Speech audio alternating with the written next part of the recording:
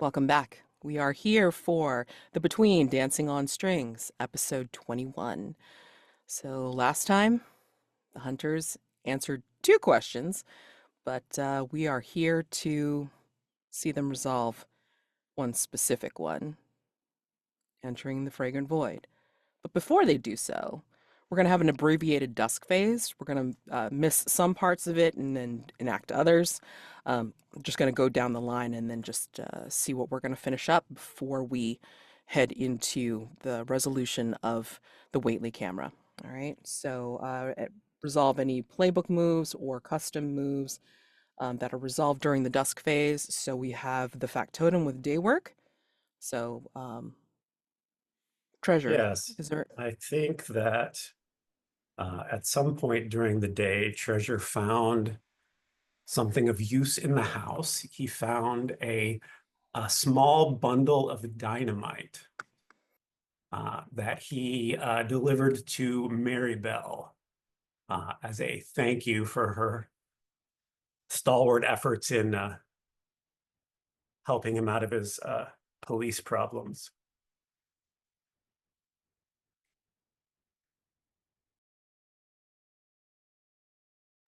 Oh, I love it.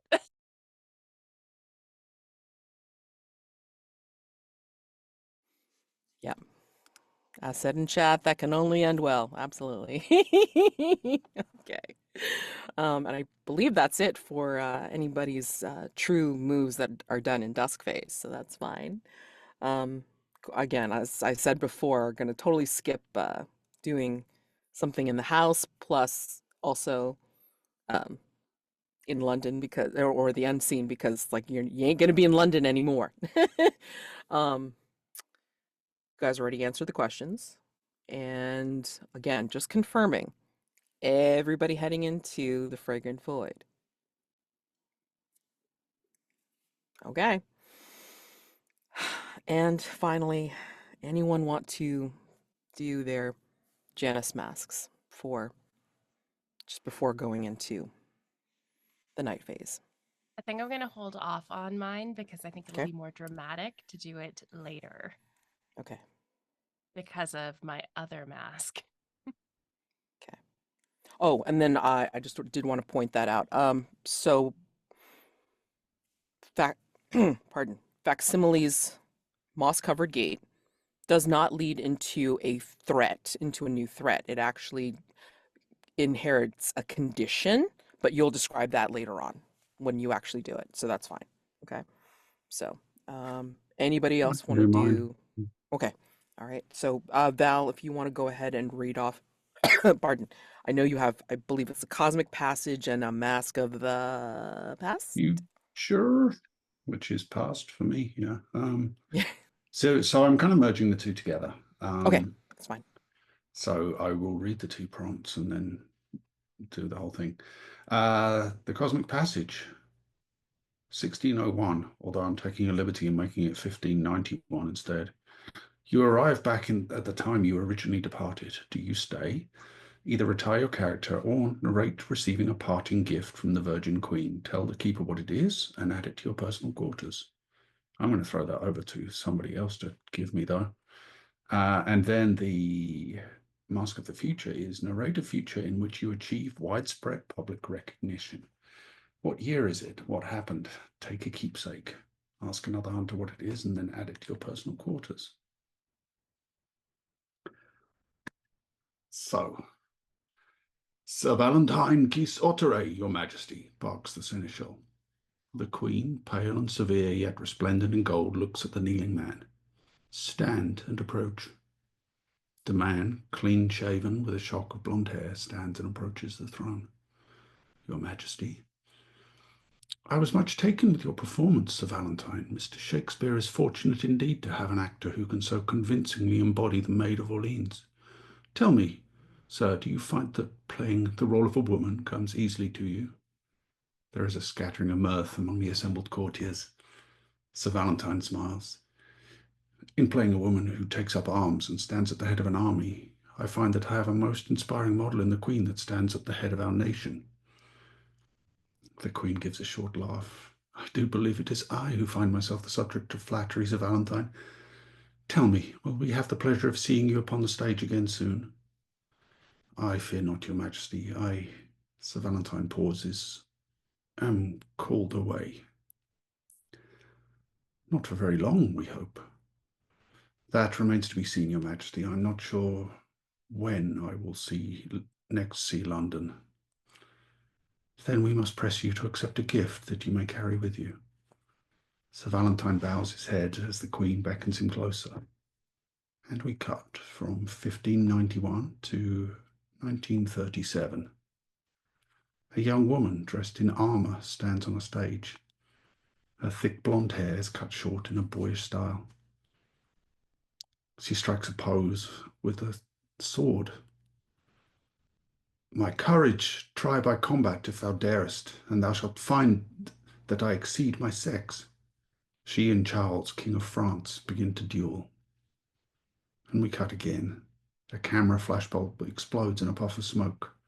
We see the same young woman, still armoured, posing for the photographer. Thank you, miss. I think that'll do very well. He lights a cigarette and offers one to her with a smile. You handle that sword very well. Is that something they teach you at stage school, or were you a fearsome Amazon in a past life? The woman laughs and raises an eyebrow at him as she accepts the match he holds out. You might be surprised how much experience I have with it. Matthew, was it? You wouldn't want to find yourself on the other side of an affair of honour with me. He laughs. Heaven forbid. And we cut again from 1937 to 1940. A group of soldiers huddle around a fire on a twilit beach. They pass around cigarettes. One holds a slightly tattered piece of printed paper. On it we see the armoured woman, the very photograph taken to promote the play, repurposed as a propaganda poster for the British Expeditionary Force sent to save France. So much for her, says one of the soldiers. I'm sorry, mademoiselle, we're leaving you to the Hun. Yeah, for now, says another. He takes a long look at the picture. Who do you suppose she is, really? I must have seen this picture 1,000 times. I wouldn't mind running into her when we get back home. Mind what you say about her. Don't you see the resemblance? What do you mean, Jack? I tell you, Bill, she's got to be the lieutenant's sister. Just look. Bill laughs. Blimey, I never noticed before. That right, sir? Is she your sister? He looks towards another man who stands in shadow at the edge of the group. The lieutenant looks up, the firelight catching a shock of blonde hair and soft dark eyes shadowed with exhaustion. His face is strikingly similar to the woman on the poster. He smiles sadly.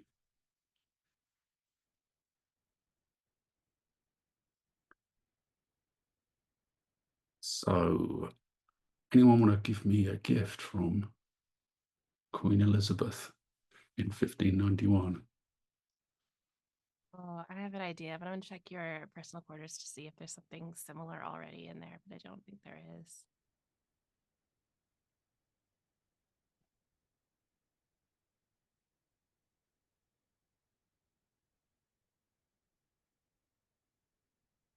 Okay. I think so 1601, that's Queen Elizabeth the First, right? That is, yeah. I think she gave you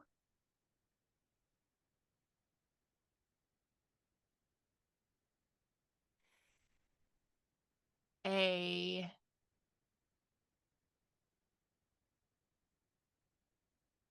letter, and inside the letter is a poison ring. But the letter is from Robert Dudley. Nice.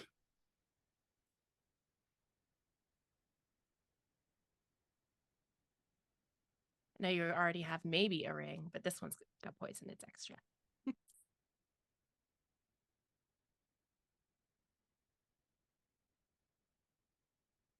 Sure, useful. Thank you.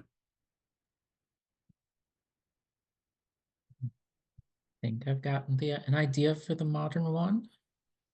It's going to be my last personal quarters slot, unless you can extend it.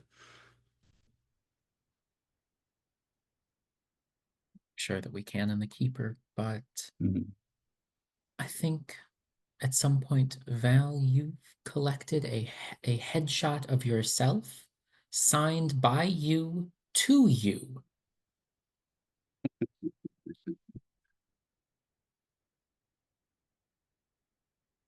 That's delightful.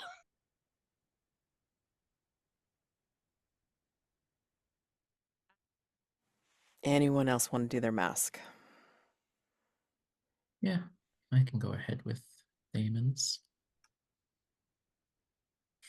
Mask of the Past. Narrate a flashback to your young adulthood that shows when you first met the leader of the coven. Name them. The night sky slowly soured into silver. Rabbits poked their head up over the tall grass before bolting away.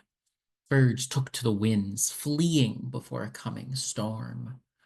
The air grew thin, as if it too fled that which was coming. In a surge of power, in a surge of magic, the air thumped, and it arrived. White teeth formed a grin where there had been no mouth. A long, pointed tongue slowly fell. It lapped the air that dared to remain. The air tasted salty, like a bead of sweat that forms on the brow just before someone defecates themselves in terror. Heavy breathing gives you the illusion that whatever this creature did, whatever this creature is alive, but it is only an illusion. And then a wail punctures the night that is too petrified to move on from this moment. No! The trees shake. The sky fractures back into an uneasy dawn. The glass windows of an orphanage rattle. Something is very wrong. The spell has been cast too soon. That is the problem with time. Time is precise where magic is not. 1 second is a second, 1 day is a day. One spell is not like another. It sets its own pace, demands a place, calls for procedure and ritual and rote. When a spell is complete, the spell is cast, even if the conditions aren't quite right. At least that's the fear that washed over this creature as it scowled through the window at the small atrocity before her. The loathsome thing on the other side of this pane of glass could, in fact, be described as a human boy. But that's not what the creature wanted. She wanted a man who was in total control of himself and his gifts, a man who could call magic without the limitations of location, of ritual, of rote. She wanted what Daymond Grey would become. She'd have to think fast if she was to remain here the day that devil-damned creature playing at godhood would spell her end if the sun rose. The end to all of this, the end to too many bargains for this one soul. Perhaps, though, she could find a willing host, or at least a host that could be persuaded to die. Thankfully, and fortunately for our story, just before daybreak, one of the nuns at the orphanage opened a door. With a squeak of unoiled hinges, that nun crosses a threshold out of the orphanage. Once outside those sacred, hallowed grounds of the church, the nun would die. The long, thin tongue licked the creature's lips. Sister Tabitha would make a fine host indeed.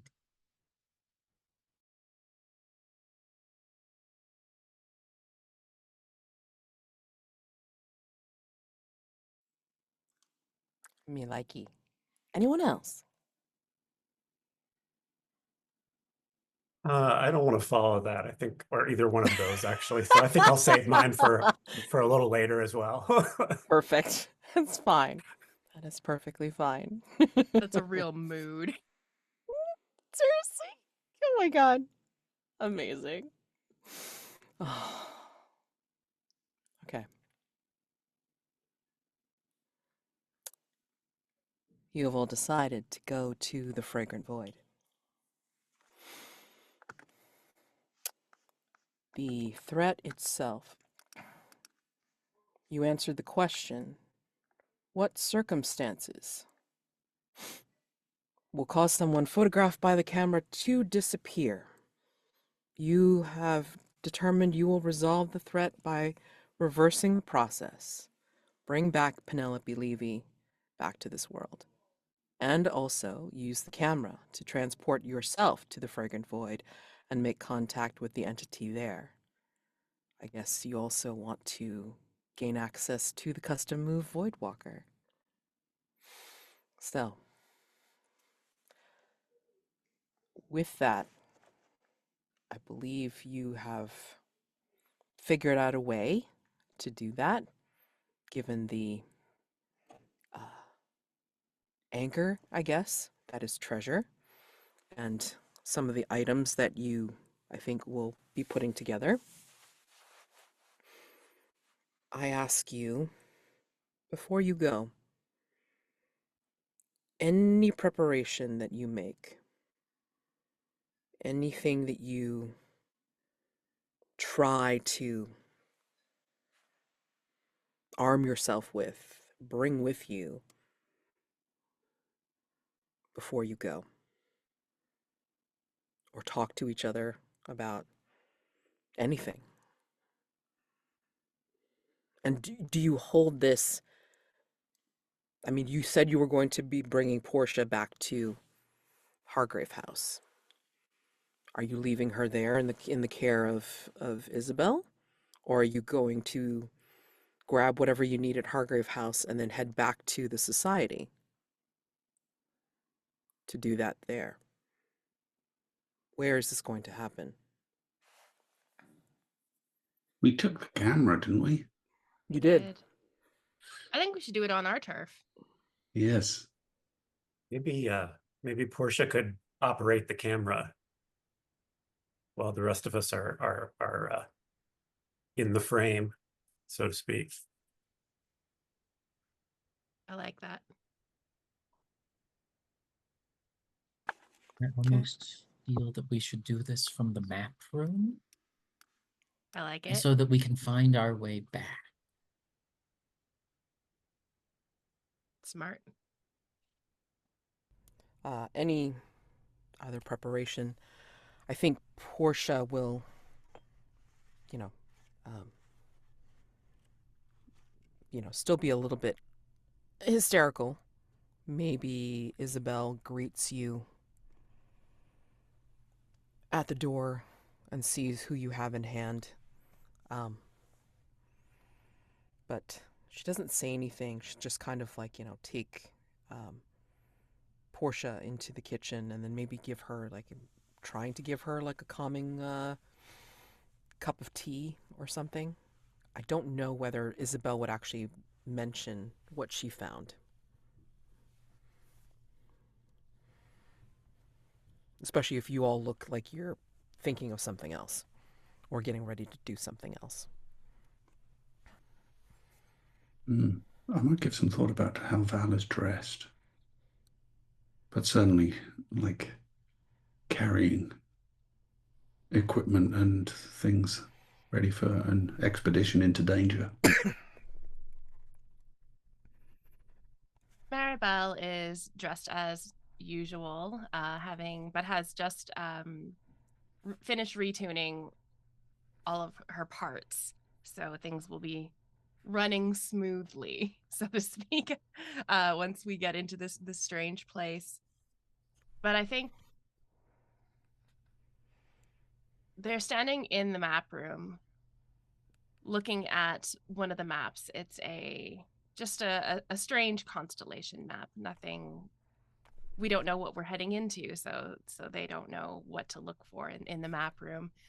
Just sort of looking to look. And there's a very audible chunk coming from her body. Ka-chunk. It goes again. And Marybelle stands up straight and turns to face her fellow hunters. And you can see what is very obviously, clearly, tears falling from her blue glass eyes. I believe something's happened, she says, not noticing, not even knowing this is going on her face, because they can't feel it. Something has changed in my system.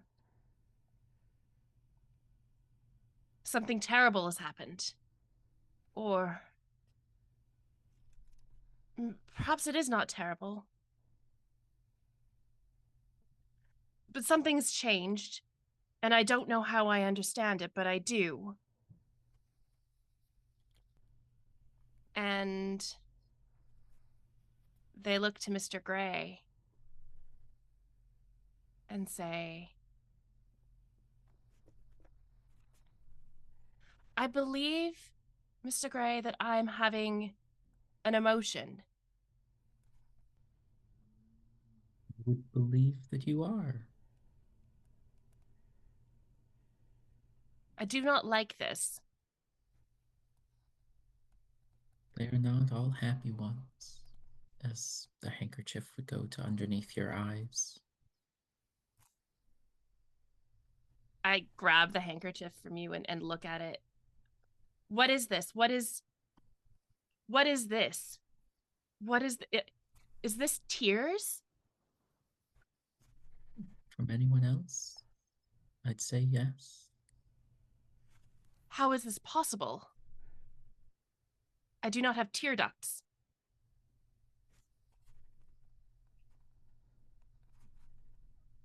I feel wrong, unsettled. I feel heavy. I do not like this surprise before we venture into the unknown.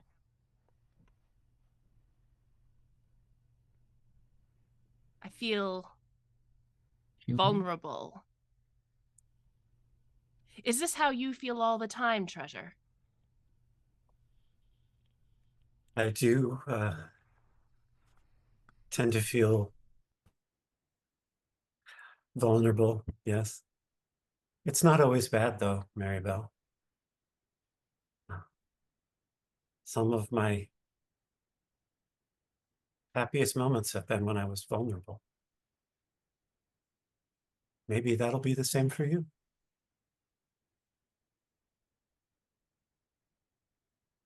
I cannot see how that could be true.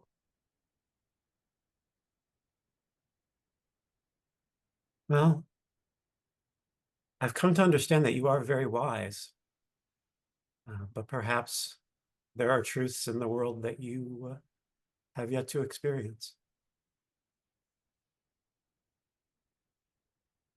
And with that, that is my moss-covered gate. The moss-covered gate, it is, I thought it was a different thing, but it's changed since then. My creator has finally passed on. Narrate a scene in which an internal mechanism previously unknown to you is remotely activated, causing you, perhaps against your will, to mourn for them. Take the condition mourning is compulsory. I was hoping to sneak in a little vulnerable scene so I don't walk into the Fragrant Void with 3 conditions. Do you think I could clear well wishes and warning, Mads? I don't think there's any well wishes. I'm just sad and mourning. I mean, yeah, I think you can replace well wishes and warning with the mourning. Awesome. So rhyming. now I have morning is compulsory. And I only have 2 conditions, which is much nicer to walk into the unknown with. And I had to get a little dig at treasure because Marybelle's just a bad person thing. Just before Daymond and Treasure actually enter the map room, I would like to take Treasure to a locked cabinet inside of Daymond Gray's room and pull out from within the witch's cupboard 3 quartz crystals. 3 of the items that we will need as part of you anchoring us to whatever comes. And I'd like to hand them to Treasure. No strings attached. Yes, I'd be happy to bear these for the hunters. Is there anything else that I could carry for you as we embark on this expedition? The only thing you need to carry forward is your own expectation of yourself.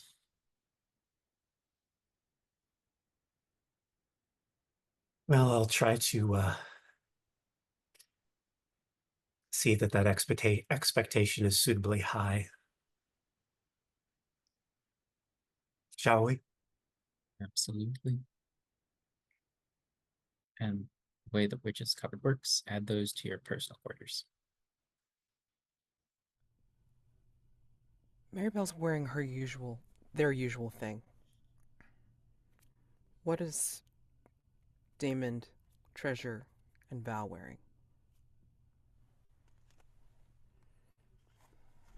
So Treasure's taken off his disguise since they're inside Hargrave House and is wearing the typical or the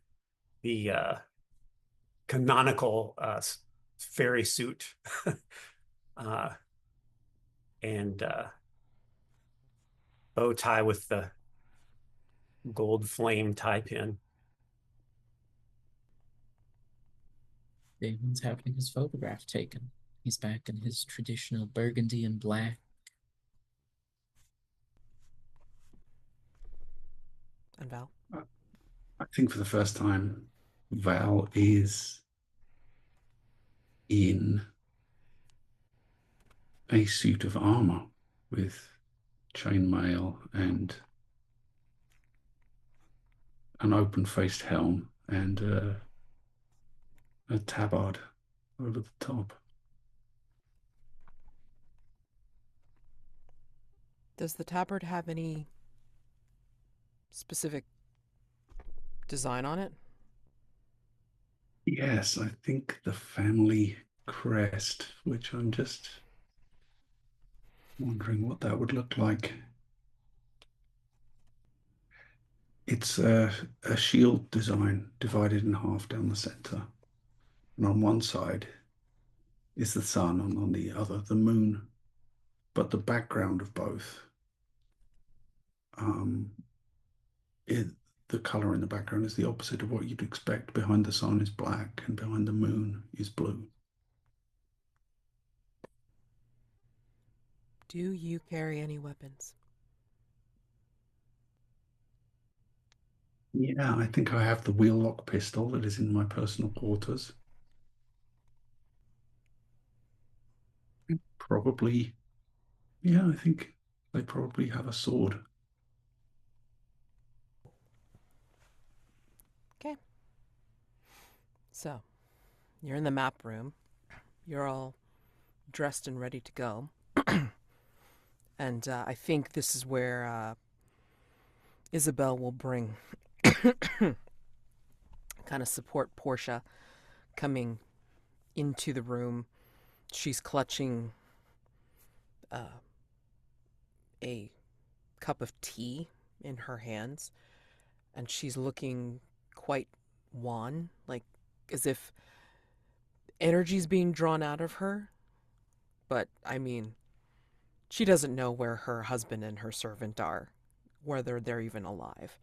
And she says just as much when she sees you all getting ready to do what you do.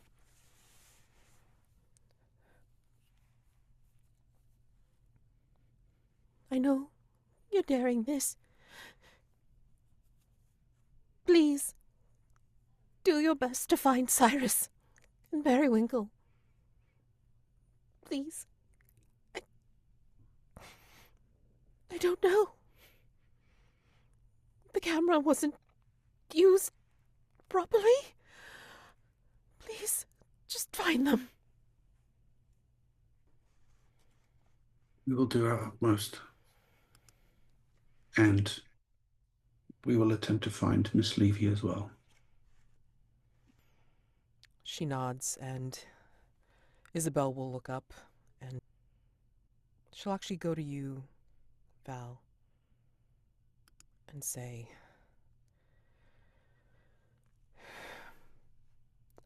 I'm not sure what this is all about, but please be safe. Val just kind of bows the head in a nod. and she will almost reach out to put out a hand towards you, and she kind of hesitates, not sure if you're actually going to take it. I will. You feel her, clutch your hand tightly, and then she lets go. So, Perhaps a token to ensure my safety.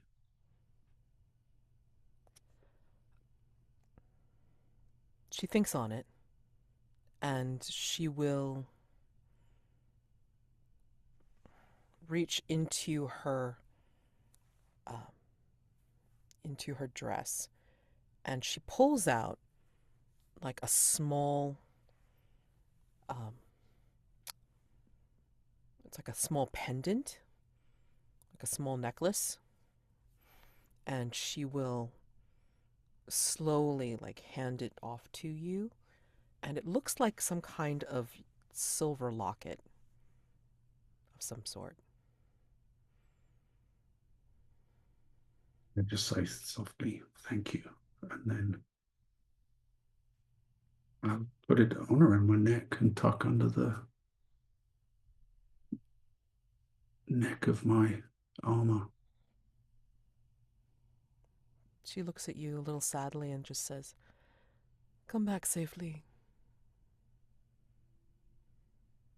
wherever you are." Tis assured. You get the camera set up, I guess, get yourselves set up into whatever tableau or what have you. I love chat. And anyway, I think as you set yourselves up in this particular pose to have the photo taken by the camera, perhaps you are aware, or you make clear, of course, that your goal is to, of course, get Penelope Levy and Cyrus and Periwinkle back. But as I have asked each of you in turn, privately, you have other things in the forefront of your mind.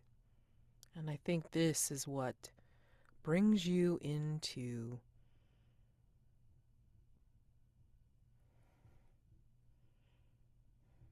the void.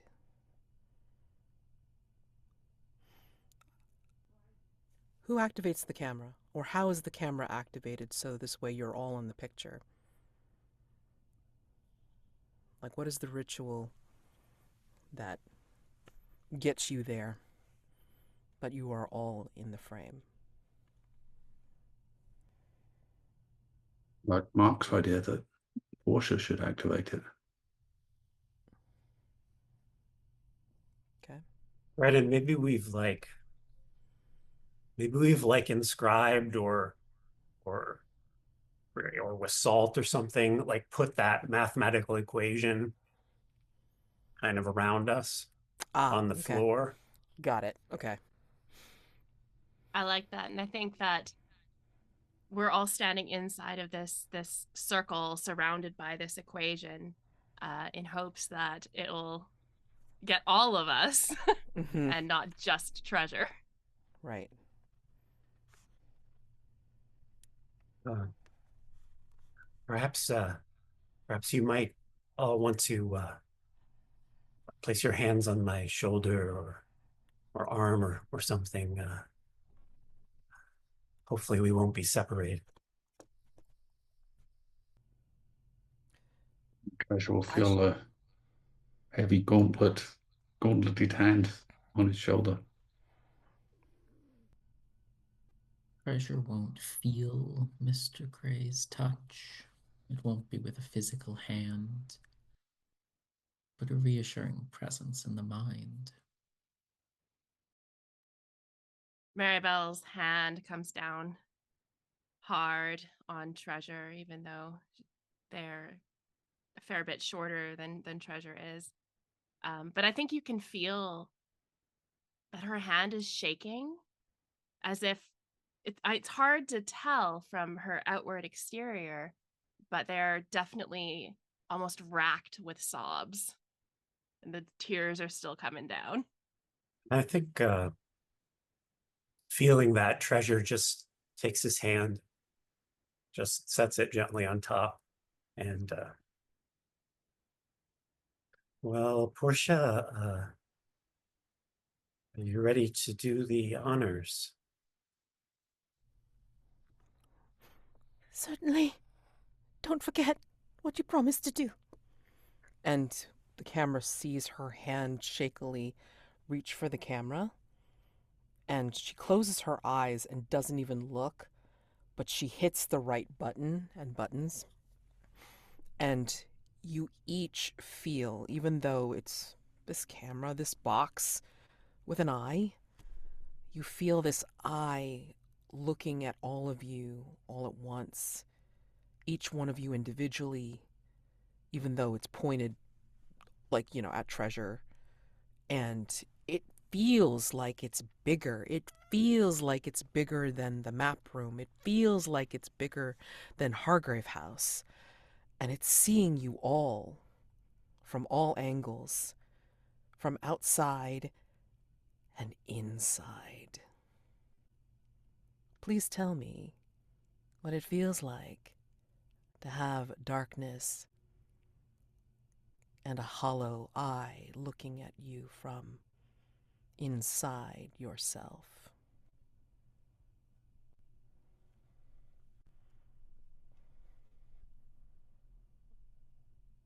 As the last thing you see is Portia's terrified look and Isabel's face go from being calm and neutral to something akin to being frightened. I think Marybelle can't really tell the difference between how that feels and how this feeling of mourning feels. I think Val feels the eye absorbing all those lives that they've led across the centuries, and makes them reflect on things, places far away in space and time, and people that are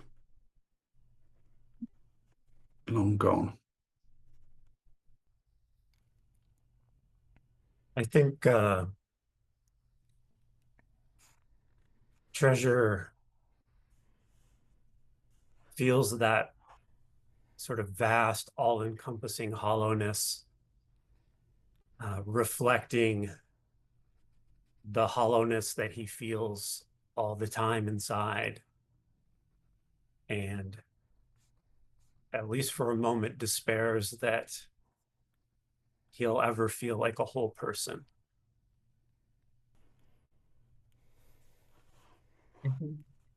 Remarkably familiar.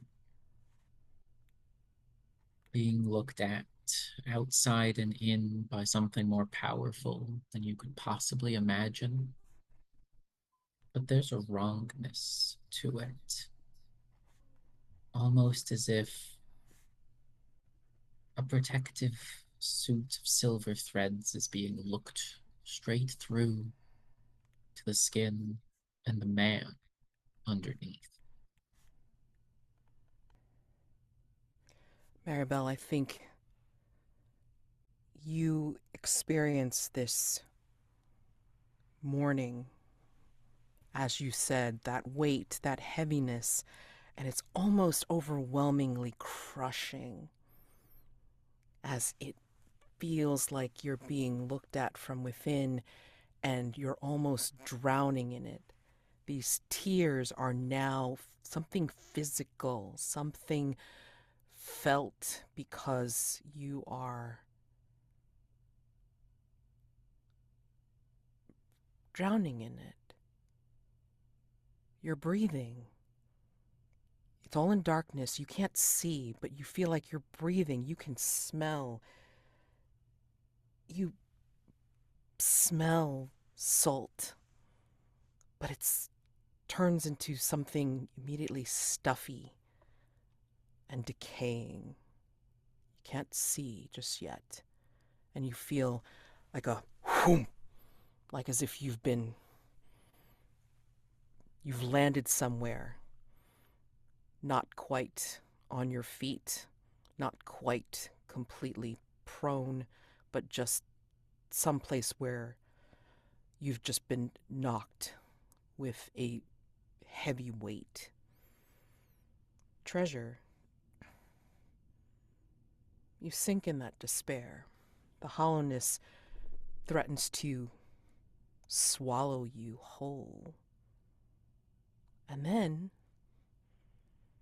you feel whole. For the first time ever, you don't feel that emptiness anymore. But it is not the wholeness of having someone treat you as a passenger. It is not the wholeness of someone else being in your form, using your body. It is you. Only you. And that, in itself, is a bit lonely. You're alone in the darkness.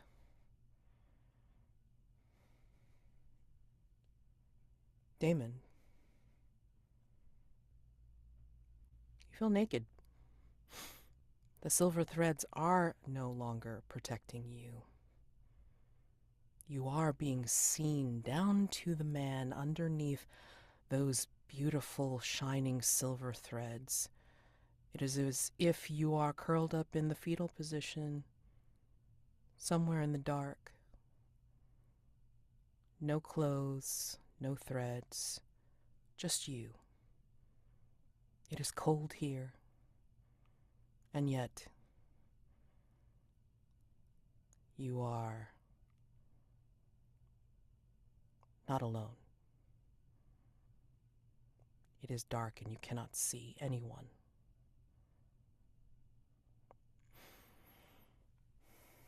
Val, you hear, as you get swept up in this darkness, it's almost as if you've been swept up on some kind of ride. You feel the wind ruffling your hair. You feel as if you are not on your feet. You're being carried away by something. You no longer feel the touch of anyone, your companions or anything. And you hear distantly something that sounds like clashing? Battle? You're not sure. And you still feel like you have the weight of your armor on you. But yet you hear someone call out to you. You hear someone needing help. And you just can't tell what direction it's in because you're still in the dark. Marybelle, like I said, you were smelling that stuffiness, that decay, as if someone has thrown a blanket over your head. Treasure, you smell something that smells clear, and yet something not of this world that fills you up, and yet is you, only you. Daymond, that smell of scorched oak fills your nostrils. But maybe not for the reasons that you think or that you remember. And Val, you hear that distant cry for help, and the smell of oily smoke starts to fill this darkness that you are turning round and round in, trying to find a direction to go. And I'm going to say that we're going to take a 10-minute break, and when we come back, I will let you know exactly where each of you are. 10 minutes.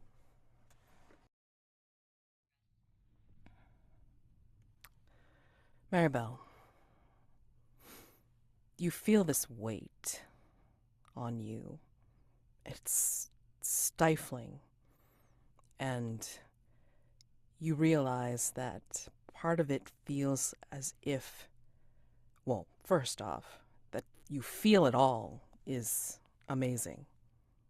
It's not just weight. You feel sensation, softness. You feel covers, the concept of blankets. Still can't quite see anything. But you smell this stuffy room, and then you also get this sense of copper. And then you hear a voice in this darkness that's slowly fading, turning from black to gray, almost as if there's a dawning light coming from somewhere. Usually I don't have to worry about being cold through blood. This is the first time I've actually had to tend to someone that has just been bleeding all over the damn place, coming into the void. Odd. And as the light starts to brighten, it's still gray, but it turns into sepia tones, and it starts to brighten. You start to see the outlines of a person in front of you, and you realize that you are in a bed, covered over in blankets. And this person is coming into focus. Seems to be wearing a cowl of gray and red, and staring into your face, dabbing at your face with what looks like a blood-soaked towel. Ugh, what a mess. Goodness. Your pardon, who are you? No preliminaries. Interesting. If you must know, I am the Duke of Blood. I run this little corner of the void here. You, my dear, are a bit of a mess. Oof. And then she shows you, like, her finger. What? Globs of blood. I reach up and the same thing like when I was feeling those tears, sort of feel my face. I assume you have not been messed up like that before. Hmm. Whose blood is this? Yours, apparently. You have gashes in your head and in your arm as well. When you look, Marybelle, the arms that are on top of the covers, one of them has a gash through it. A very human arm with very human skin. This cannot be possible. This is not real. This is a trick.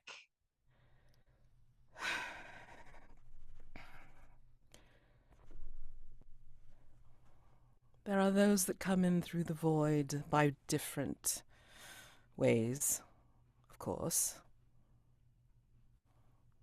But this is the first time I've seen it quite so violent. Did you... It can't be human. We're not? here to... We need to find the people we came here to find. I cannot do that when I'm in a weak human body.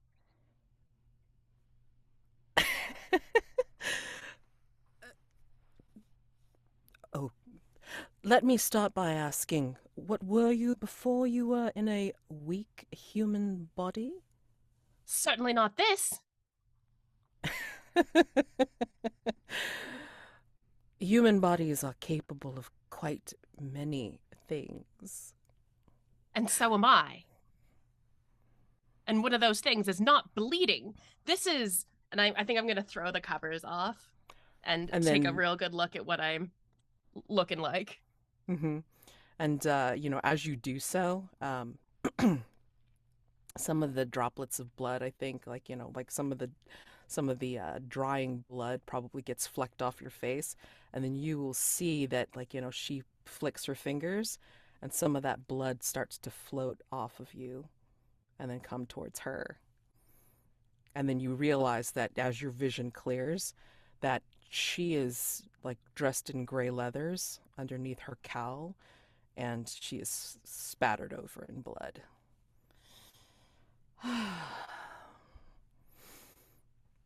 Oh, so second question is, you say you are here to find people. You have companions that you've lost. Is that it? Who are you exactly? Again, I am the Duke of Blood, and I run this little corner of the void that you've found yourself in. And my colleagues, they are not here. Evidently not. I found you face down, bleeding like a stuck pig, and being very, very human. You're lucky you didn't break anything when you landed. It was almost like a meteorite. Landed? From out of the sky? Sky? Flew out of the sky and just went smack. It's quite the sight. I must leave. I must find my colleagues. Oh, you're welcome to do so. But unless you have an idea of where they might be, it could be quite difficult. The terrain here is not exactly mappable. Who are you here to find anyway? I think I look around and I say, and I do not have my eyes. I don't have my eyes. You see with two eyes quite fine. And what you do see is this well-appointed room. I mean, it's got, fine carpets. It's got the canopy bed with the curtains and such. And you're in a really fine manor house, something like Hargrave House, but more spread out in the country.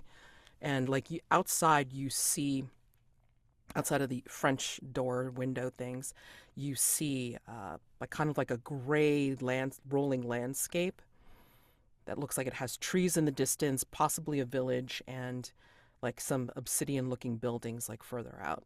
So This cannot be real. it's as real as you and I.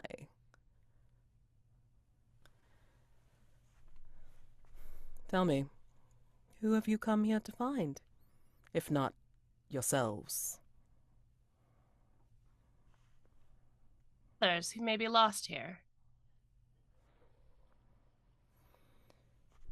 Yes, people who are lost tend to find themselves here often.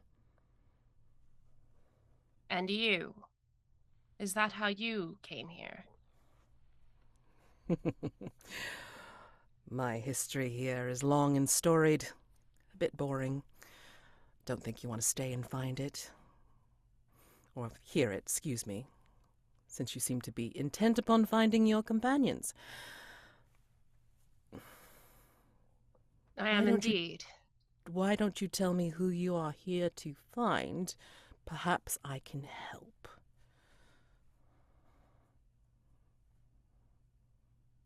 Or are you I'm here unsure. to discover yourself?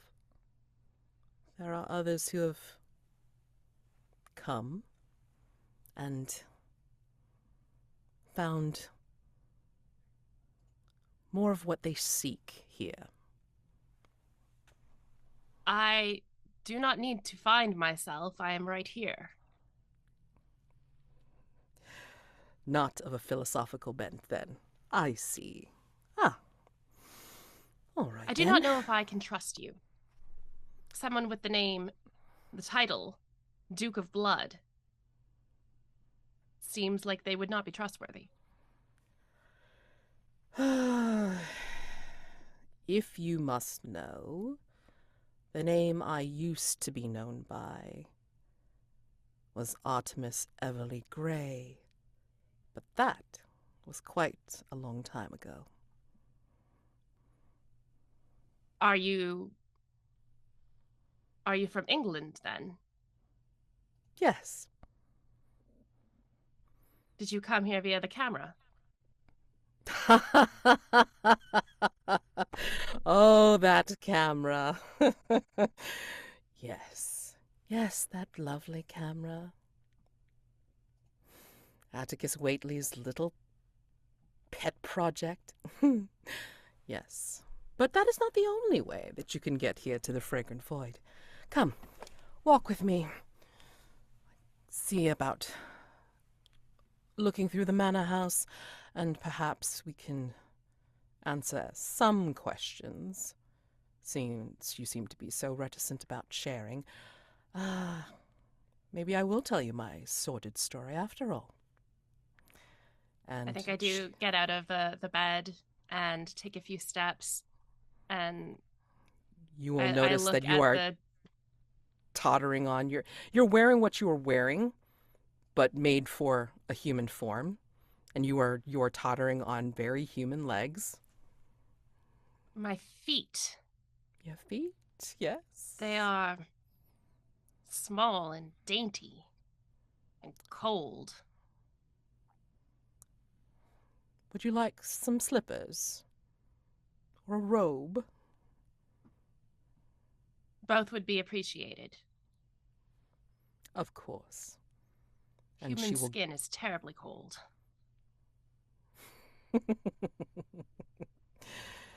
Oh, you are amusing, aren't you? I would I love do not to hear see your what is story. amusing about this. When you have seen some of the things I have seen, you will find many things quite funny. And she will go to a wardrobe and fling it open, and you see all sorts of different clothing and plush robes, and then like she'll kind of like just toss like a set of like really plush furry slippers at you, and then like have you put them on and join her. So, and we will cut over to Treasure. Treasure, You will, again, find yourself in darkness. And you're smelling this very sharp scent, clear, clean. And it reminds you of Kemuel, but it's not Kemuel. And you don't feel as if you are empty, that you are susceptible to him or them. You are quite your own person. And as your vision starts to clear, you look around, and I think you find yourself on the outskirts of a village. This village it's almost like early morning in the village, like it's gray, and the air is crisp, and there are people that are about. There are people that are going about on errands. Maybe there is someone getting well water. Maybe there's somebody else getting, chasing after chickens, something. But they are doing early morning type of things. Maybe they see you on the edge of the village, and one of them will come up, will like make their way to you as even as they gesture for for you to come forward. Oh, hello. Hello. Do you need any help here? Is there I something you're looking for? I was with my companions a moment ago. Have there been any other recent arrivals to this settlement? No, it's quite early in the morning. I mean, no visitors have banged on any doors this morning. Do you need some place to stay? I can direct you over to the inn over there, or you can check in over at the manor house. The Duke likes to know about the visitors. Duke, is the inn where visitors to the village typically would make their way? Ah, yes. Well, that seems like a good place to start then. If you'd be so kind as to direct me there. Oh, absolutely. Please, come follow me. And Thank you. Yep. And then this very pleasant, plump-cheeked woman will kind of lead you along, and then she'll kind of ask about you. You're quite finely dressed. It's like, are you looking to some place to go? I was just having my picture made, as a matter of fact. Oh, But yes, how I actually came in search of some acquaintances that I was told had arrived here earlier. Oh, do you have their names then? Sometimes Ah, they stop off at the inn, and then they might be still staying there, or they might have gone on to again visit with the Duke, or maybe they've gone on to yes, visit with other friends. certainly. There was a young woman named Penelope, and Penelope Levy. yes, indeed, Oh, just the one. she's been presenting so many beautiful shows. She has this wonderful one-woman show that she does every other night at the theater. And Yes, she points like over on this down the street and over to a big obsidian building that looks like the like one of the West End theaters. And Yes, she just by herself, and then she will put on all sorts of different countenances, and you'd swear that it's all sorts of different people, but it's all her. I believe it's playing tonight. wow, That sounds delightful. I'm told that she is a very fine actress. Yes. Yes. My other acquaintances were Cyrus and Periwinkle. I don't know about them. Um, hmm. Don't recall of hearing any kind of personages by that name. Well, that's Those quite all names. right. It's a comfort to know that Penelope is here and that she's well. I did, as I said, I was with three of my companions just moments ago. So if anyone, perhaps if anyone else were to arrive into town, you might direct them to the inn or the theater as well. Of course, of Ah, course.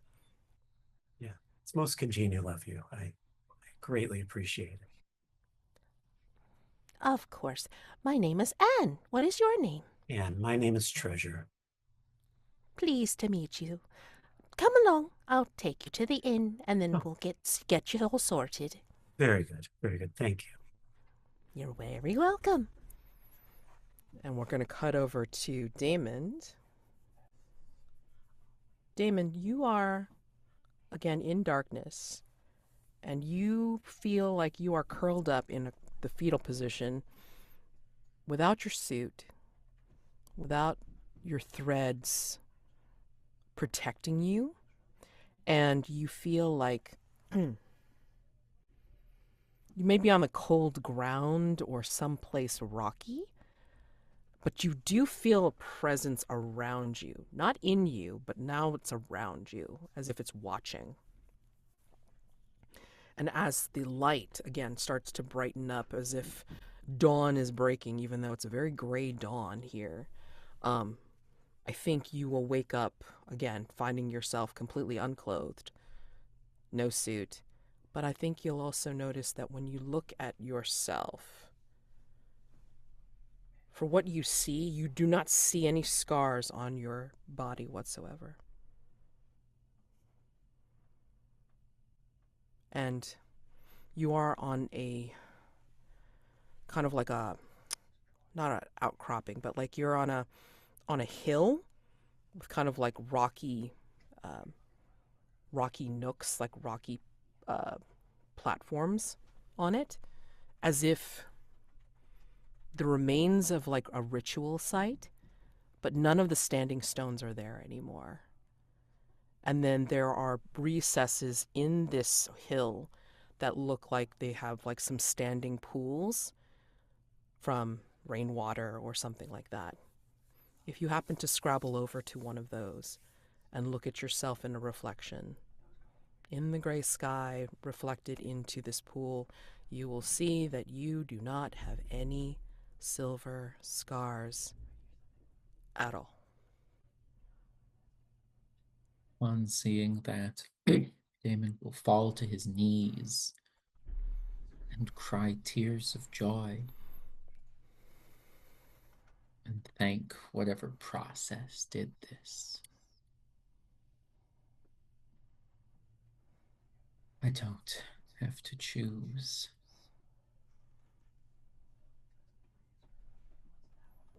But I think, as you say this, you hear a bit of a thundering. You see the water in the pool start to shudder, as if many things or something big is coming from a distance away and coming fast. So it's affecting the land near you. It's affecting the ground and shaking. And then I think, Val, wherever you are, you hear the cry. And I think you will hear the cry sound like you just can't tell where the hell it is, because for you it's still dark and you're still spinning around trying to figure out what the direction it's coming from. You're going by the smell that's in your nostrils, and the smoke is just inundating everything, and you can't quite tell. because it's bringing up so many memories all at once. But even as it's bringing up the memories are slowly leaving you, as if something is grabbing them one by one from you. And I think when the light starts to brighten for you, you will see that you are out in a field or plains, rolling hills and plains. And you see like there's kind of like a dust cloud coming from the distance, as if there is a group of riders coming towards you. And they're coming in fast because you can hear the hoofbeats. You can hear the hoofbeats of their steeds coming. But you look down and you still have all your stuff. Like, so you have your weapons, you have your armor, you know, like if you're checking yourself, I mean, like, you know, you have all your gear still. And then I think you start spotting you see something in your peripheral vision, and you spot the origin of the cry for help.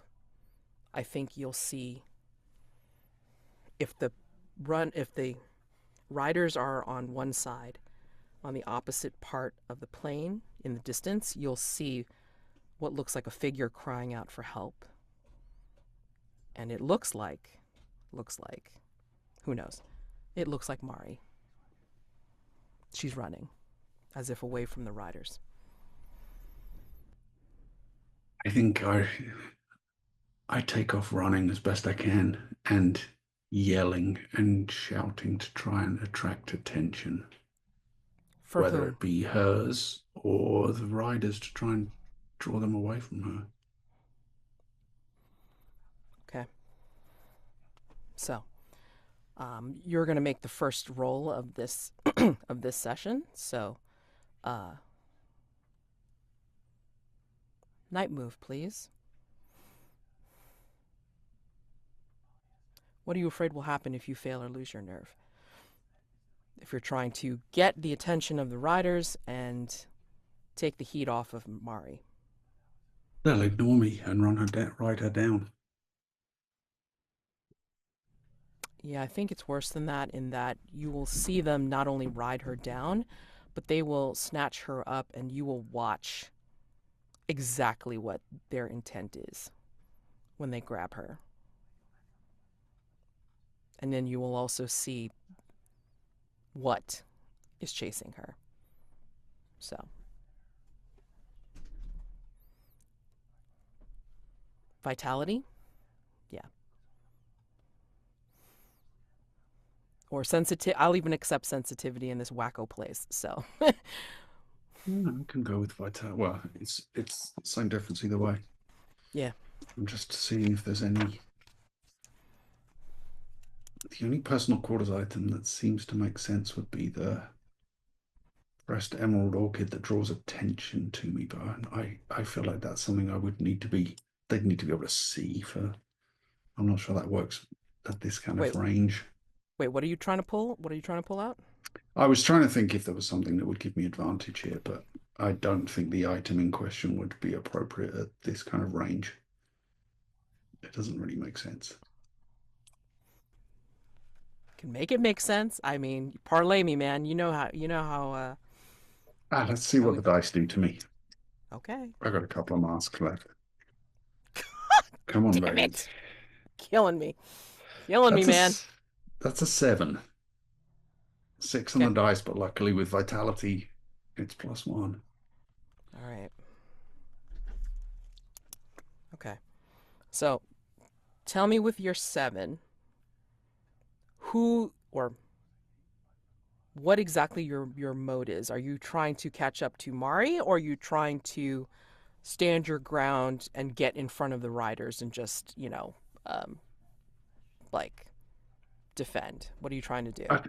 I think whichever seems more practical, given the disposition of everyone involved. I mean, if the way you describe it, she's real far away from me, so I don't think it makes sense for me to be able to catch her. So it's more try to draw the riders to me instead of her.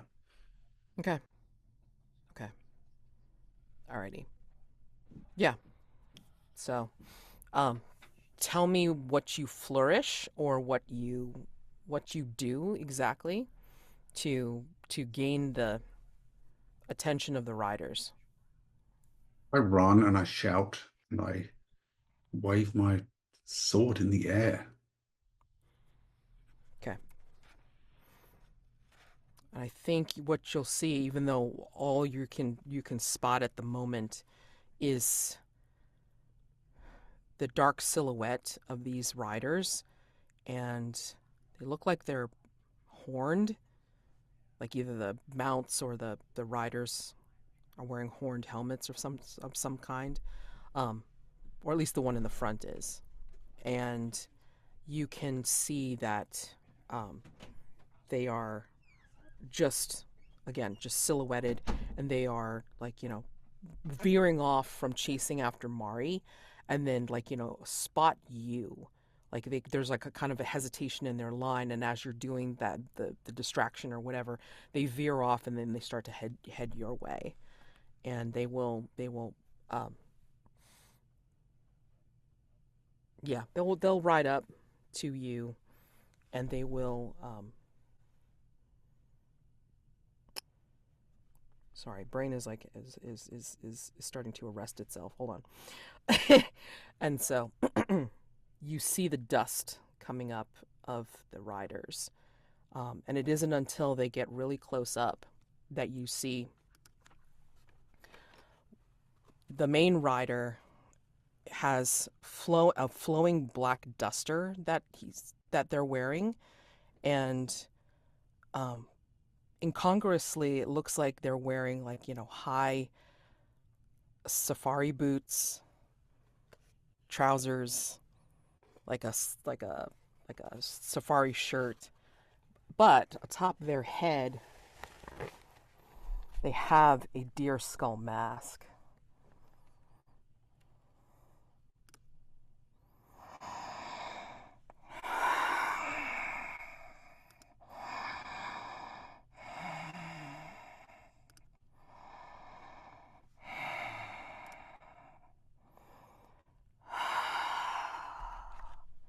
I smell Fey. Why? I've not smelt anything like this in quite some time. Who are you? And why do you defend?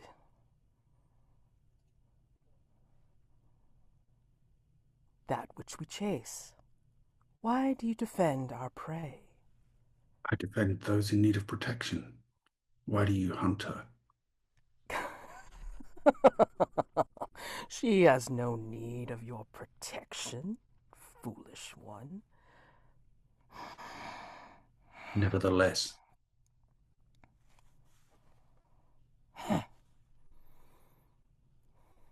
You dare interfere with the wild hunt? Really?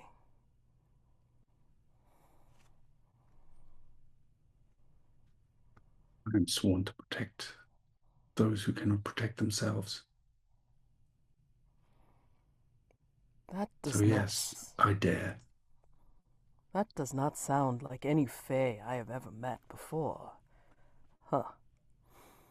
And he will dismount and come close to you, approaching. He's probably as tall, if not taller than you, but that's because of the mask and the horns. But he'll kind of look at you with a cocked head. Huh. I smell Fae on you now. But you are not. You are human, I guess. A strange one.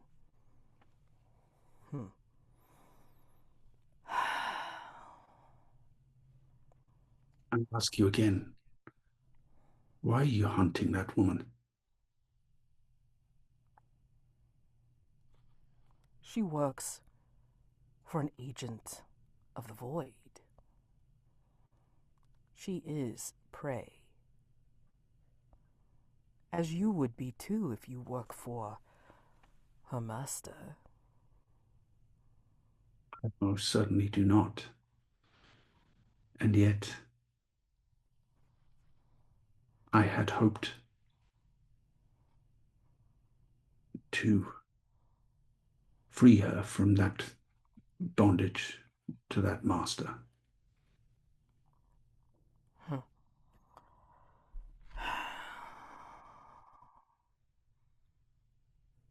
The threads run strong. I think that's a bit of a lost cause, in my personal opinion, but it is what it is. You are either with the hunt, or you are against the hunt, and prey as well. Which shall you be?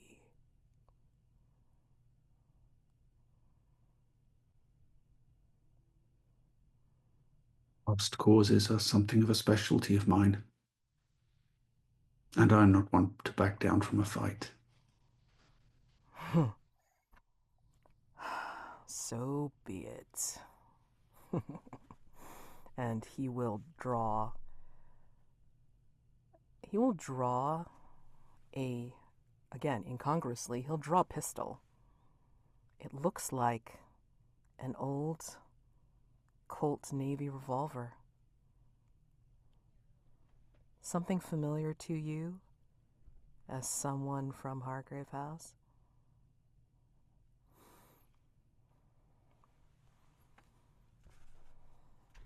You're probably not familiar with something like this, but I guarantee I have range.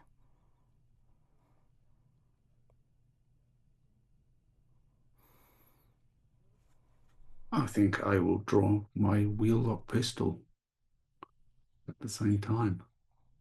Huh. You are a strange one. Where do you come from? Well, from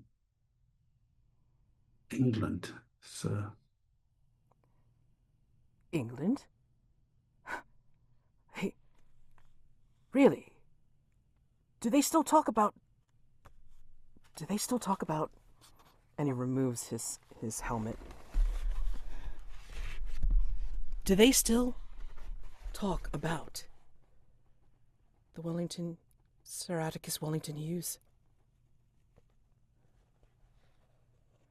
It is not a name I believe I have ever heard, sir. Is it yours? Damn it, yes. She was right. I guess I shouldn't depend on how much time has passed since... Well... I've been away. Yes. I guess I must admit, I am Sir Atticus Wellington Hughes the Fourth. When did you leave, if I might ask?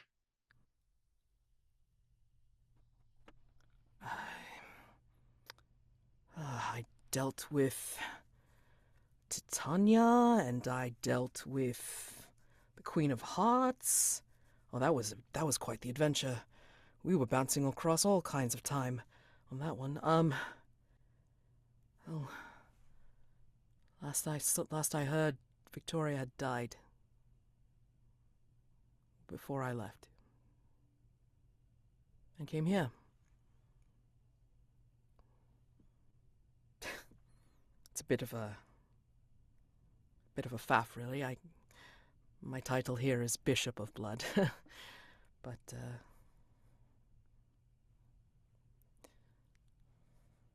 it's been some time.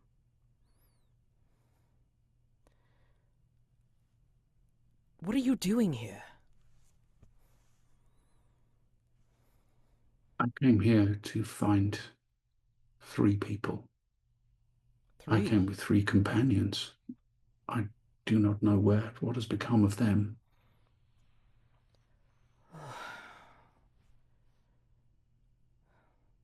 Who have you come to find?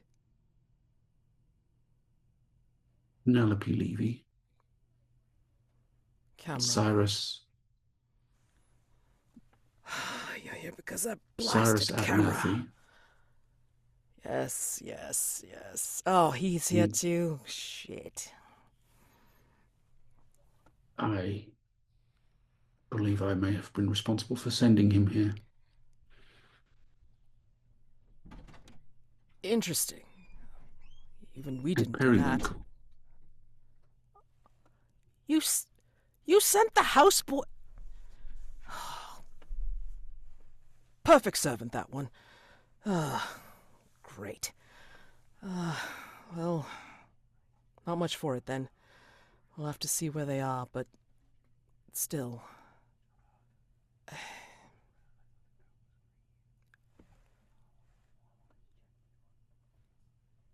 You're here for more than that, though. Just as we were here. Hargrave House? Yes, although it sounds as though you were there more recently than I was. When I left, Victoria was still on the throne. Time is strange. And not just time. Oh, I know very well that time is strange. Do you know about dimensions, then? I am not I've only read one... some theories on the subject. I wouldn't say I know of much about them in a concrete way. Dimensions. I have moved through dimensions. You see a youngish-looking man with reddish-brown hair and a beard and mustache, and, he says, I didn't always look like this. When I first came here, I was much older and broader, and then I found myself, after taking care of the Fey Queen, I came here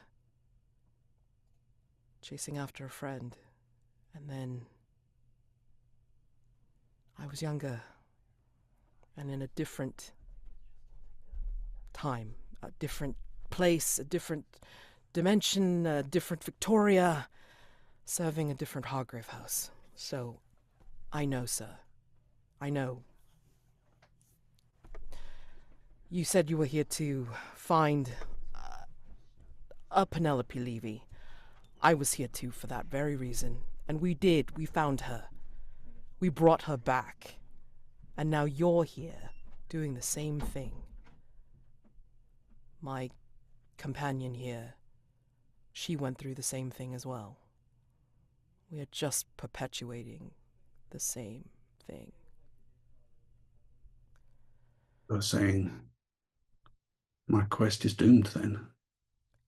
No, not doomed. You just need to fulfill your duty. You need to fulfill your mission. And you will get back, and you will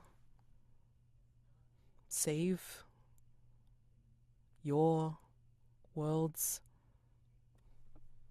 Penelope and Cyrus and Periwinkle. But You said you did as much, and yet you are still here. oh, no. I had done as much, and I had made a promise.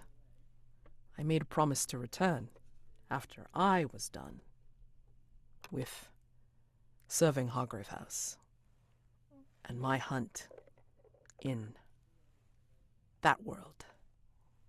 And now I am with my love here in the Fragrant Void. This place fulfills certain things. You are It here in does the so. Fragrant Void, hunting someone that I swore to protect. A master draws energy from here. that master serves the great thing. And he points, and in the sky, distantly, you will see something, an outline of something with tentacles, and an eye that seems to stretch across the horizon. But then the image is gone. And then we go back to Marybelle. Marybelle, you are in this manor house, dressed in a big fluffy robe, looking quite small, cleaned up some, and in fluffy slippers. And she takes you into, like, the drawing room of this particular place. I would like to see a mirror. Certainly. And she will direct you to, in the sitting room, like a very ornately framed mirror that's on the far wall.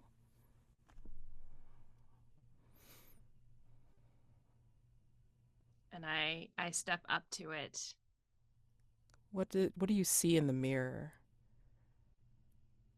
Besides, of course, like a blood and tear-streaked face. I see a young woman. Hard to tell how old she is, with curly orange hair and very pale skin. She's scowling. And I move my arm. The reflection moves her arm. I twist. The reflection twists. I'm not even pretty, Marybelle says, unhappily. By whose standards? By any standards. I think you must be thinking of some impossible, fantastic dream. I think you're quite attractive enough. I mean... I'm weak and small. That would be attractive to some, in certain times. I don't want to be weak and small. Don't you understand? I am not... This is not me.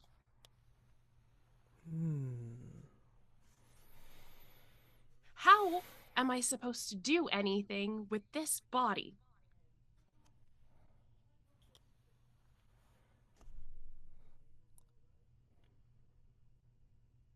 How to explain?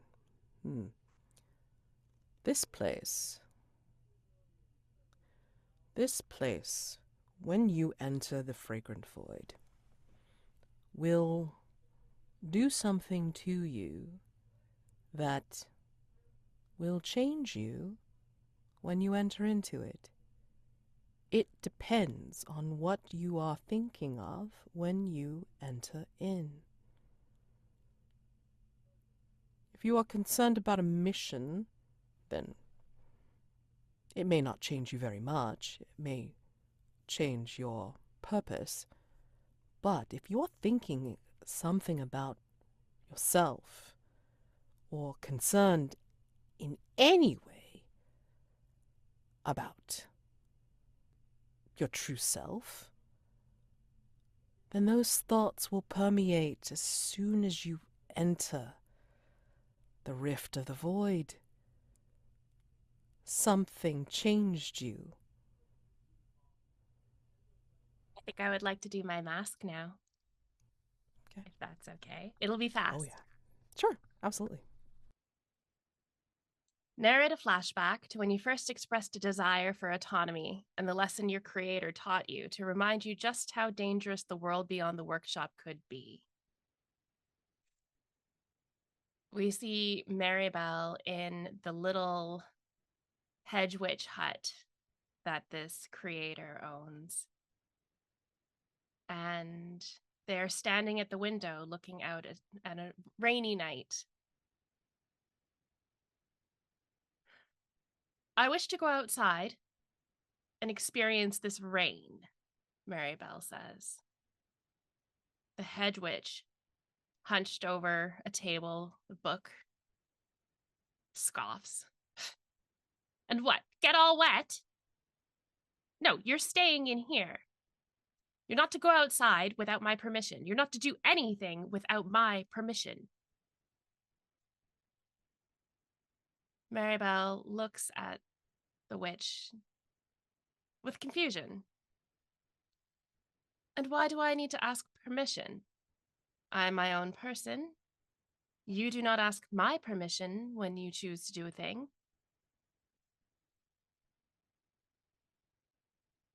The witch looks at her and just hatred in her eyes. Because I made you. I don't know what it is that brought you to life, but I made you. And you are my worst creation. You are the culmination of all of my failures. Having you walk around outside, having people see you, having them know. No, you stay inside. Marybelle's still confused. I do not understand. If you made me, would you not then be my mother? And the witch cackles and just ignores her. Marybelle turns and opens the door. The witch is upon her before she can get a step outside. Hammer in hand, smashing Marybelle's legs. And we're back in the Fragrant Void. Marybelle is looking at this woman in the mirror.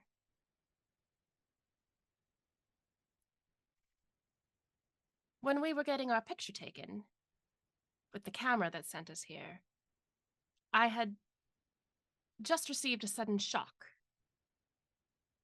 I somehow knew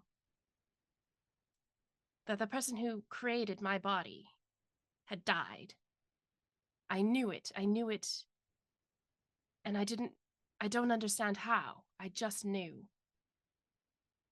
And something changed in my system, in my body, in my mechanics. And though I didn't want to, and even though I have no reason to be, I was sad she was dead.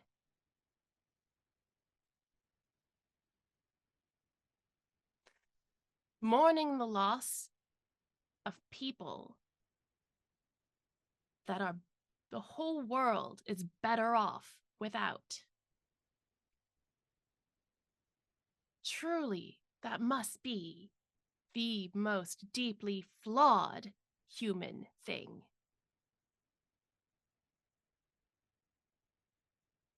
I do not wish to be human. I do not wish to be this. I wish to be strong and free. Now I just feel trapped.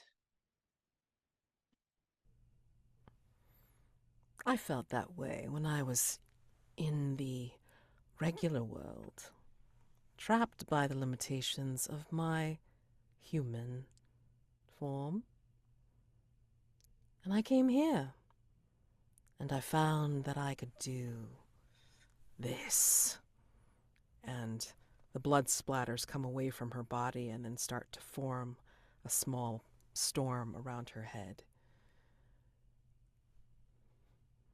Perhaps you could be here and then learn to do something like that. It all depends on what you want. Perhaps this is a blessing. Perhaps this is a curse.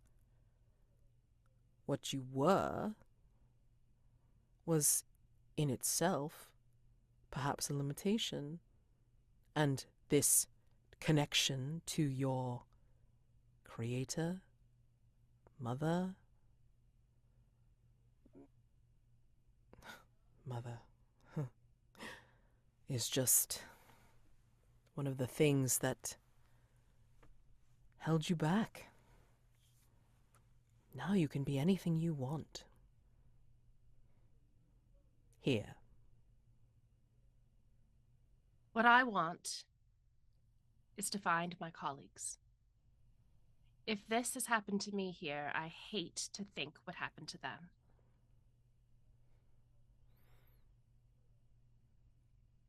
Would it really be so bad if they had changed, just as much as you have?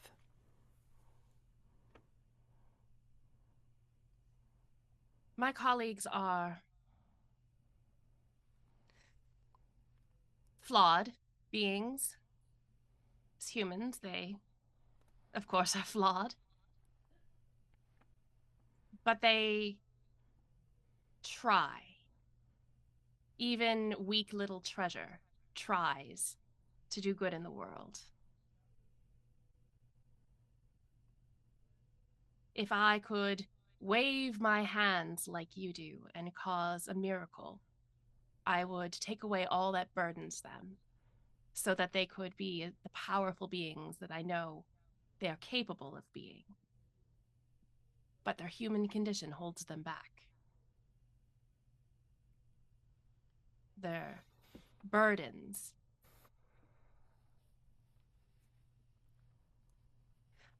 I worry that in this place, those burdens would be too heavy to carry on their own.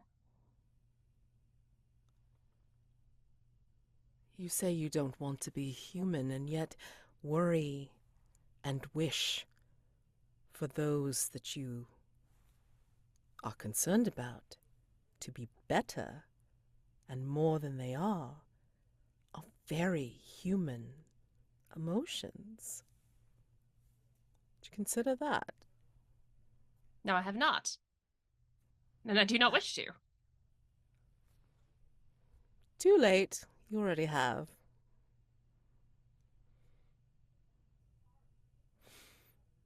Perhaps if you tell me your friends' names, or who you've come here to seek, I will be able to help you.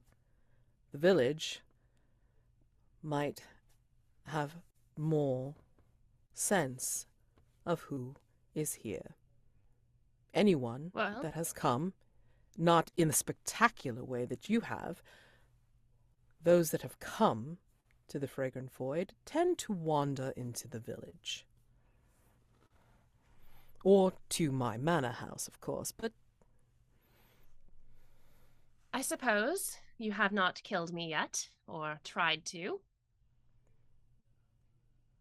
I'm here on behalf of Hargrave House, and I am looking for Daymond Gray, Val Gys-Otteray, and a person named Treasure. Hargrave House. And we are looking for Penelope Levy and a couple of men named Cyrus. And I forgot the other guy's Periwinkle. name. And Periwinkle. Yes, yes, yes. Old Hargrave House. You know it. I used to work for them. That seems strange. I've not heard of you. Again, if you've seen as much as I have, it would not seem strange at all, but when it comes right down to it, it comes down to time and dimensions. Previous iterations, other iterations, it doesn't matter. The dance is danced again. It's fine. So you need to find Penelope Levy and possibly Cyrus and Periwinkle. I will help you. But I ask you to think about and possibly consider that maybe, just maybe, you were meant to come here and be what you are right now. As opposed to what you were.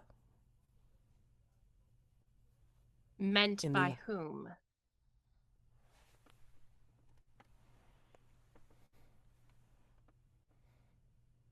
I choose to fate? believe that I have my own free will. I am not fated towards decisions. True. Do you believe you were fated to be in this place? No, but again, with time and dimensions being what they are, I've given up trying to figure that particular mess out. Are there no people back in your Hargrave house that would come searching for you? She has a sad little smile when she ponders your question.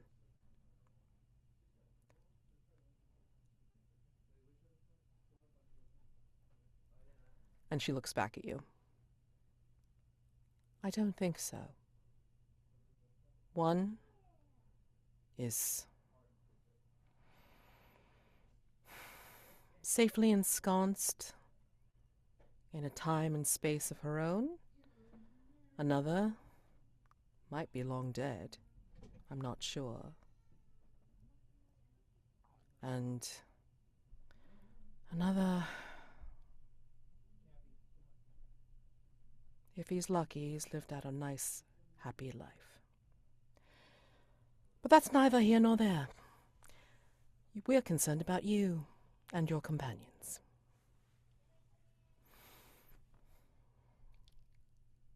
Let us go to the village and find them. See if we can locate who you are here to see. But, again, consider my question. It might be worth some merit. And we head over to Treasure. Anne has brought you over to the inn. And, it's very picture perfect. Except for the gray. It's very gray around here. It's almost like the dawn hasn't moved at all. And it's like, there's a filter over everything. And,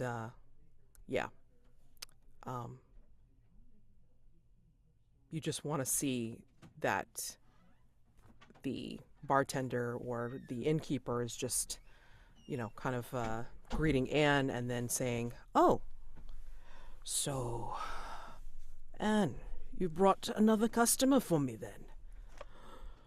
What can I do for you?" I'm another customer. Do you have others? Well, we've had a wonderful star that has come to us a while back. She Penelope, stays here. she stays here? Wonderful. Yes. Just the person I'm looking for. Everyone in this village is so congenial. It's a lovely place. Well, You get all do you enjoy it kinds. here? Yes. Do you enjoy it here? Yes. Yes. If all kinds, all comers. Everyone finds a use and always finds a place for themselves here, makes themselves useful, and pretty much gets along. It's never been any issues, and they usually find their purpose. Yes. So, I found myself here, years ago, and I became the innkeeper. People come and go. I get to meet them, talk with them, and some actually get to stay. It's been quite fine. Well, I have to say you are a wonderful innkeeper and a place to belong where everyone gets along. Sounds lovely. But do you expect Penelope to return? She's not here at present? No. She tends to go to the theater and then practice. She has always put on quite the excellent show every other night. Well, perhaps I'd better make my way to the theater to speak with her. I did arrive with 3 comrades, so perhaps you'll have further clientele as the day progresses. Wonderful, wonderful. Send them along, send them along. And if you are looking for work, I mean, I'm sure there's something that we can definitely find you to do. If not here, then over at the theater. They'll probably need your help. As lovely as that sounds, I am already presently employed. But thank you very much. You're welcome. You're welcome. And I think as you turn away and, he kind of directs you to the theater, like, down the street and over a bit. And then, of course, like, you can't miss it because it's the obsidian building that has like a theater placard look to it. I think as he turns away, the camera will see that the faces of the innkeeper and Anne will shift a bit, as if there's some kind of interruption in pixels or something. So, Daymond, as you like look at your reflection and then you see the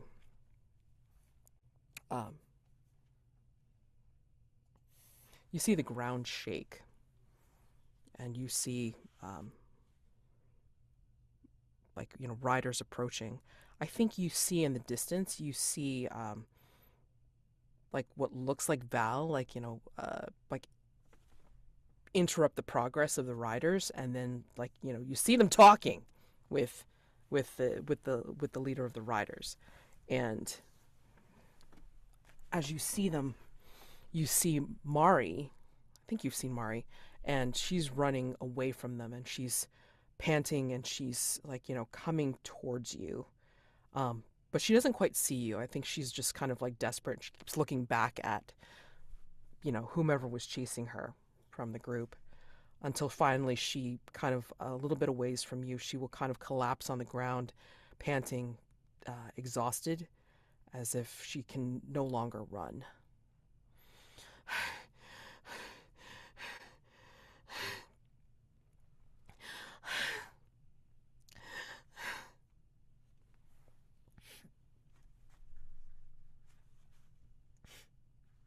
Daymond will approach, despite being less than fully clothed, but he doesn't seem to mind. Do you say anything to her? Or, I mean, because her back is to you. Mari, is it? And she immediately whips her head around.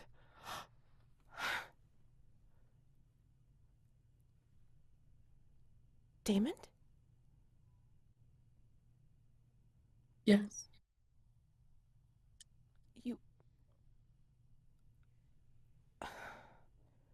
I must be dreaming.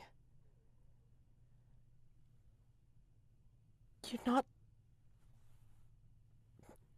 No threads. No. I am not a puppet here. No, you're not. I don't understand. I was asleep. And then I'm here. And Val was at the teatro, and then they were gone and took Isabel with them. Yes. Do you know what's happening? We are not in your dream. We are in our dream. All of ours together. A beautiful place. I believe that you are here, unfortunately not for your sake, but to lure and to mock Valentine A pair of scissors, that one, capable of many things. I believe that he cut Isabel free from that very puppet master that currently has their strings on you. I wish I could believe this was real. It is not. Don't believe that your dreams will come real. Know that reality will become better. She comes for you. You know that, right? Now I have no strings for which to pull. But she's connected to this place somehow. And she will bring its darkness. I think she will bring its darkness to England, to Victoria, to Hargrave House. She will try. Like a puppet show, we will give her 2 halfpenny and then pay it no mind in the morn. It's freeing, isn't it? To only have to wear one mask that is your own face. This is what being drunk should be like. Drunk on hope rather than wine or spirits or whatever swill they serve in Seven Dials. Never go there. It's a wretched place.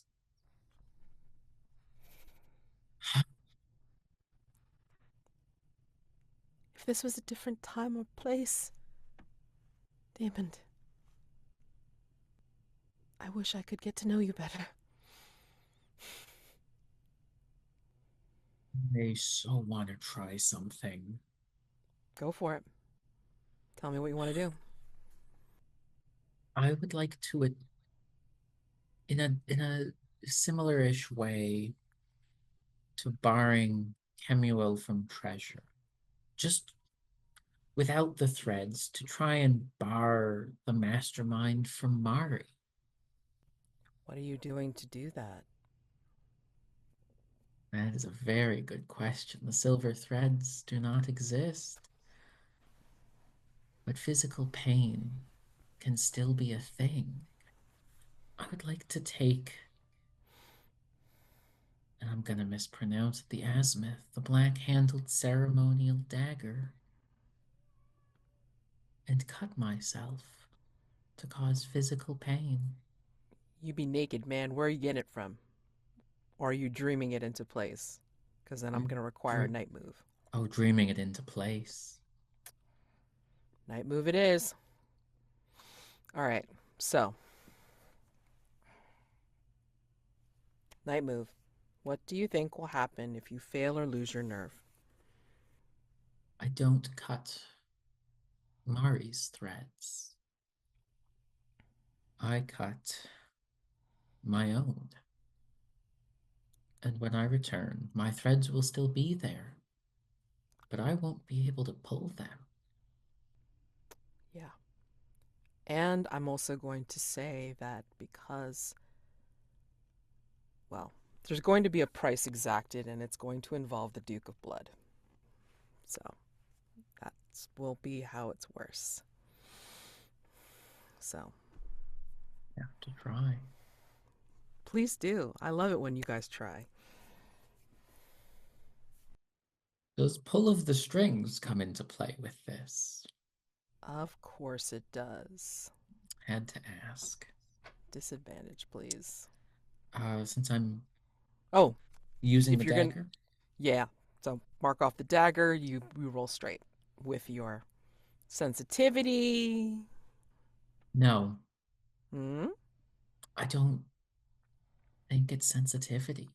What do you think it I'd is? like to make the argument that it's vitality Ah, with a perfect. -1, because it Okay. is the very will of him surviving, touching himself.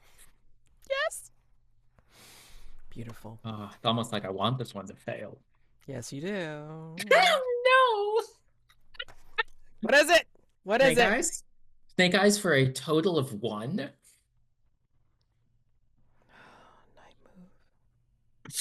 move. Snake Eyes for a total of 1 there. Jeremy, how many masks do you have? Just asking to ask. All of my masks of the future and 2 of the past. Why? Just wondering, you know. Enough. This'll be fun. So, I think as you try to cut Mari's threads, well, first off, tell me what this looks like and how you slip. I've realized. You, It's taking Mari by the hand, and frolicking is the right word, but we don't need to envision it. Over to the same pool that Daymond saw his own reflection in, and reaching in and attempting to grab the dagger from the bottom of the pool, pulling the sword from the lake, take my rightful place. I grab the blade, and it cuts. And rather than red blood flowing into this crystal clear body of water, it's silver threads swimming out. It doesn't hurt, and that's the biggest concern here. I think as the silver threads start to, just come away, and you realize that they're yours, not Mari's. And I think she becomes horrified as well as she realizes what has happened. I think blood starts to also, starts to gush, almost as a kind of like an afterbirth of it. Sorry if this is gross, but yeah, like an afterbirth of it. And as the blood starts to gush into the pool and overflow out of the pool, then you start to see the blood start to have a current, and then out of the pool rises a woman dressed in gray leathers with a cowl of gray and red splattered over in blood. Well,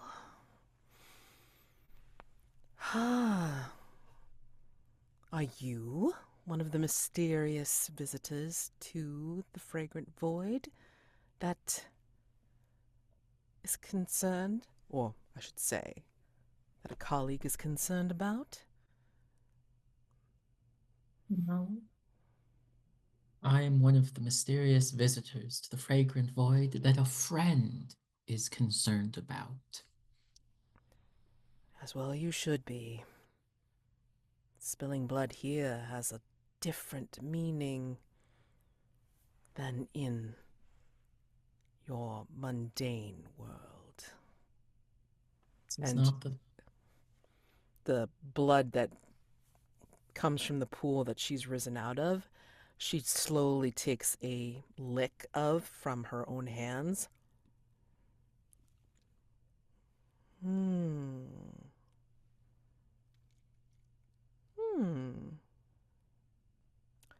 Bit of sorcerer's blood there. There's a connection now.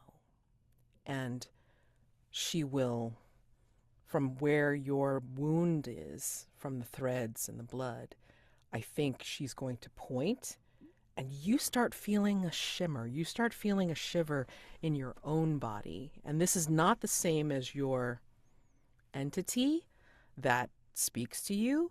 This is more of feeling her move under your skin. Wherever you go, you take me with you, sorcerer.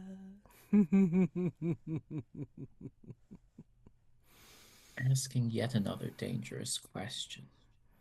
Mm-hmm. Would you describe this woman's tongue as long and thin? I mean, it's a regular human tongue. I mean, like, she's Regular not human tongue. serpentine. Perfectly Yeah. fine then. Yeah. Was-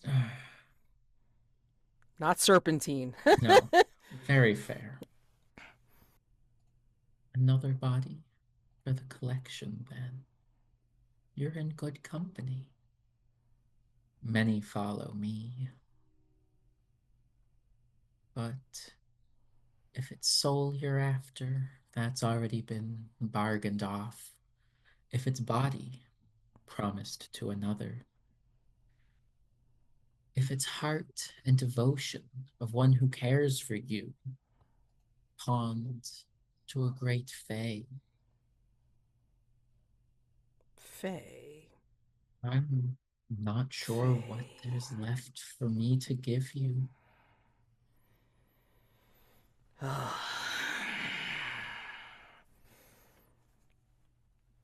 I think enough time has passed that I can relinquish my grudge. But that doesn't mean I don't have a bit of rancor for the Fae. What is it you want? You obviously became something that you're not in the regular world. Just like your friend. Possibly like your other friends who are here. They are no longer as they were. You have a choice. You can remain, or you can go back and serve Hargrave House until it eats you up and spits you out. Bold claim you make, as if Hargrave House already hasn't gotten its fangs in me and is in the process of a solid chew. It will take 1,000 years for Hargrave House to finally be rid of me, but it will be rid of me nonetheless. And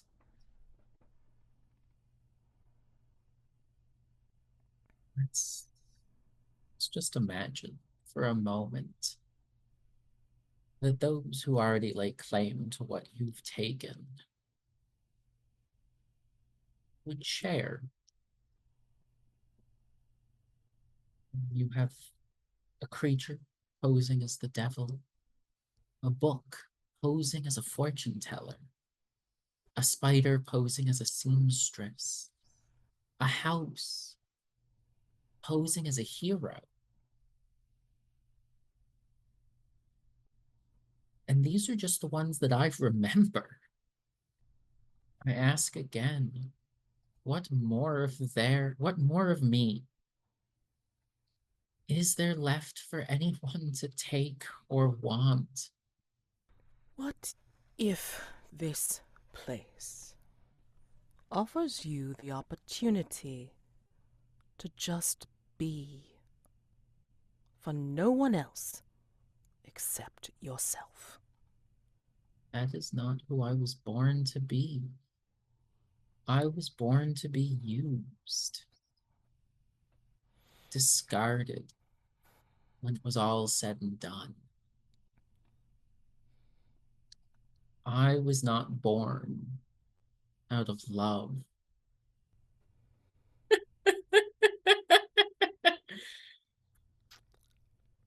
I was not born as they were.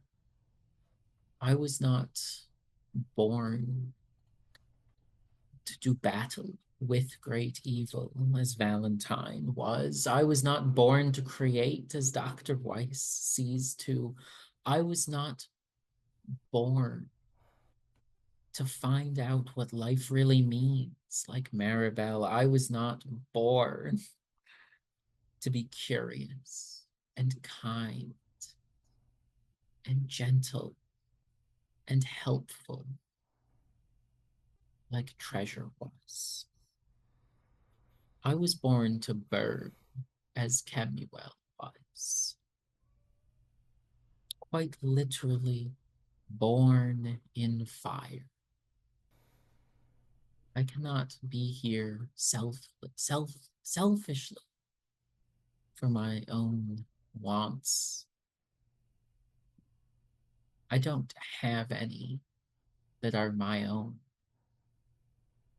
They are That, everyone else's. that, sir, is a lie. But When you came to the void, everyone was thinking about something other than the initial purpose. Even I did when I first came to the void, and I became this when I came here. So, I ask again. You have a choice, just like your companions. You can choose to remain here, as you are, to be what you consider to be your truest self, or you can go back home and fulfill your purpose with Hargrave House until you burn, as you say. I do not have a choice. I am not myself here. I am naked, and I am not ashamed. For, like those first two in a book I've never read, I am nude and without shame, for I am currently without sin, and that is not who Daymond Grey ever was. So I thank you for your time and your offer, and I hope you enjoy the blood that was spilled. It certainly did good for me. As Mari is watching all of this happen and watching this exchange, I think she will see like Val and Sir Atticus, you know, like talking and everything like this. And she's kind of gonna like wave at them and such. I think at this point it's like, Sir Atticus will see her and look at you, Val, and say, the quarry rests and actually calls. My life is the hunt here. If you intend her any harm, I will try to stop you. I understand. If you intend to harm that which controls her,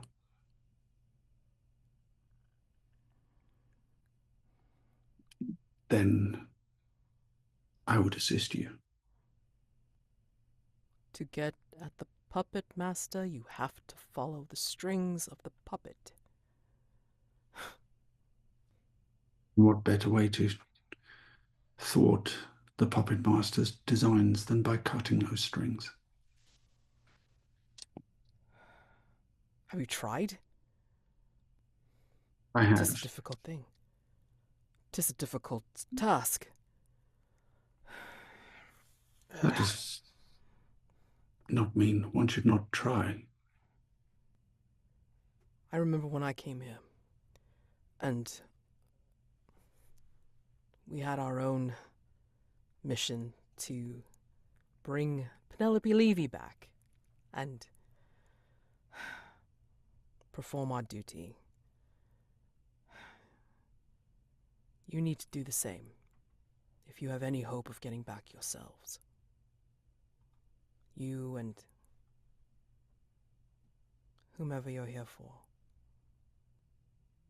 I'm sorry if you didn't feel as if you got what you needed.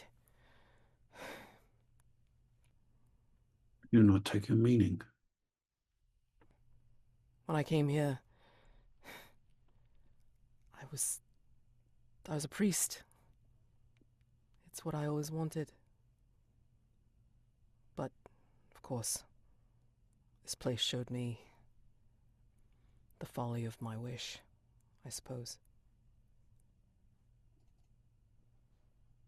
But, in a way, I got a chance to fulfill that side of myself for at least a little while. And I don't know if anyone else coming here gets to do the same. So what is it to be, sir? My companion had fought the great thing. When I came here, we had to escape through a curtain of blood. Your way out doesn't seem quite as clear. First, I need to find those I came here to rescue. And only then does return become relevant. Well, Penelope Levy is always found at the theater. She was always performing. Tonight is the night. In fact, time has passed. You can see the lights of the theater right there. And again, the time has shifted, and you will see the lights of the theater literally like in nearby distance as it's gone from the gray daylight into like a grayer twilight of dusk. And you all see this from wherever you are as well.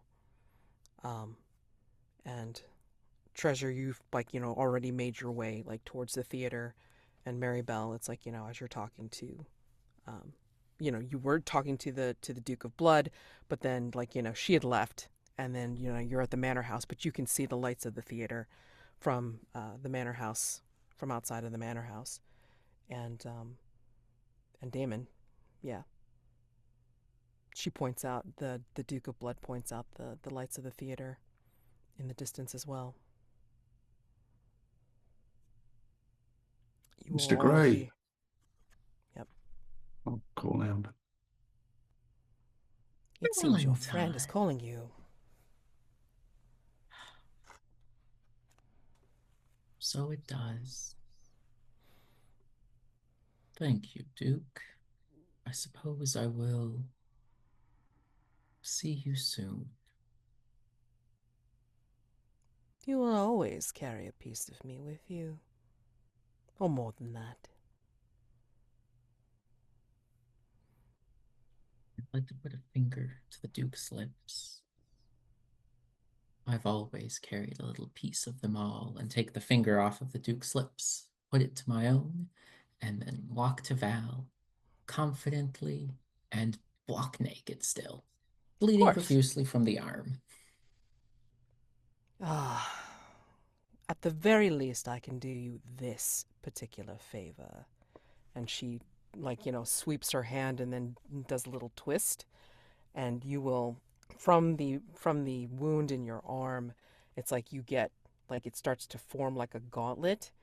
And then you have what turns into like a half, like a one-sleeved robe that covers your body down to your knees. Made of blood, of course, but Can't pay the same price as last time I got a new set of clothing. Sir Atticus will hail the Duke of Blood, and they will greet each other, and Mari will actually come over with Daymond to you, Val. I don't think I'm actually here. I think I'm actually a dream. Whose dream, Mari? I don't know. Mr. Gray, you seem I'm quite at home here. You seen me? One can hardly avoid seeing you, Mr. Grey. No, not eyes up here. Val, eyes up here. You can actually see my skin. There are no threads that bound me here. It is as though there were no strings to hold me back. It is freeing, terrifyingly freeing. Come, I believe we need to get back to the real world. We've got many things that need to burn. Marybelle, I think you make your way out of the manor house and you can make your way into the village. And as you make your way into the village, I think, Treasure, you see Marybelle coming down the path towards the theater. Marybelle? Pleasure. I see you've survived. Marybelle, are you quite all right? No, I'm terrible. I'm human. So you appear to be. It's disgusting. I can imagine it's quite discomforting. Ah, I've been told that Penelope Levy is inside this theater.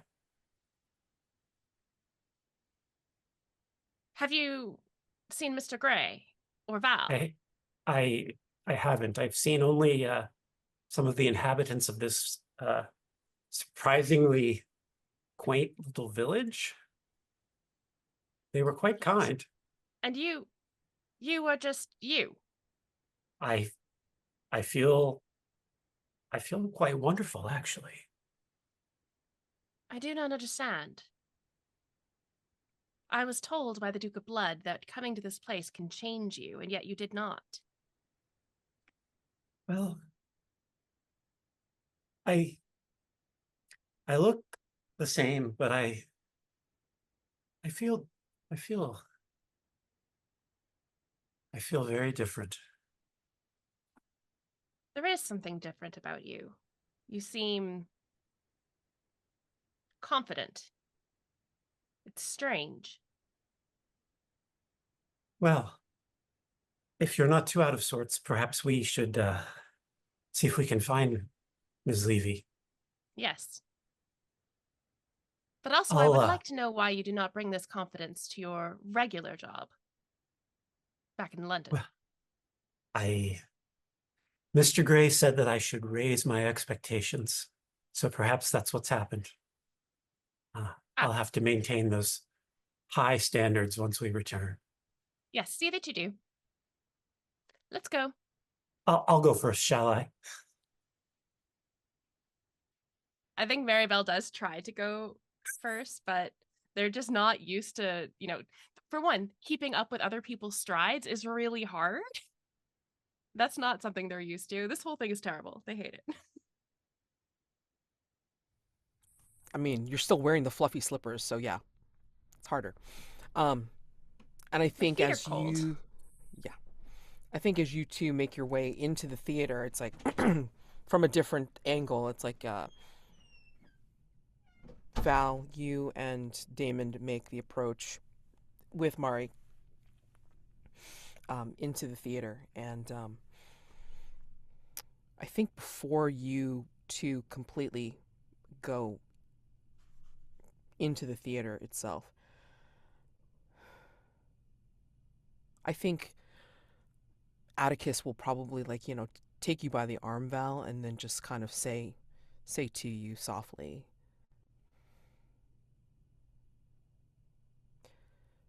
I was told when I first came here that we have a choice. I believe you do too. You all do. To think Let's that go. we always have a choice. But for this, it's to stay or to go. And he has a jaunty smile before he looks back at the Duke of Blood. the choice to come back. And then he turns back and then rejoins the Duke of Blood, a distance from the theater. So, and you go into the theater. You hear the sounds of the orchestra priming, warming up, and you hear like a woman, with the first practice strains of warming up her voice. And you can take your seats. There are people here that are already seated. Some people just staring at the stage, ready for the show to start. And Mari will kind of hang back a little bit, Val, and say, I don't think I should be here. This seems wrong. That I'm not actually here, and this is just something I'm dreaming. You can still come with us, Mari. That offer, as ever, stands. If I do, would I be a hindrance or a help? That is not my concern. I do not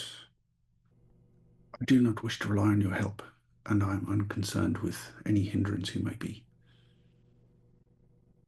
My concern is your safety. I just don't want to be a liability. Do you or any of you? That is not something you should be worrying about, Mari. Any form of your master that we take from them can only be an advantage, surely. she doesn't say anything for a minute, and then she will nod, and then go in with you. By the time you all decide to take your seats, a single spotlight is lit on the stage, and out steps a beautiful woman, the beautiful woman that you saw depicted in the picture from the Whateley Camera, but obviously without the 3D lenticular effect of the photograph. This is a very real woman that stands at the stage lights, and she starts to perform. And you can see the magic of her presence.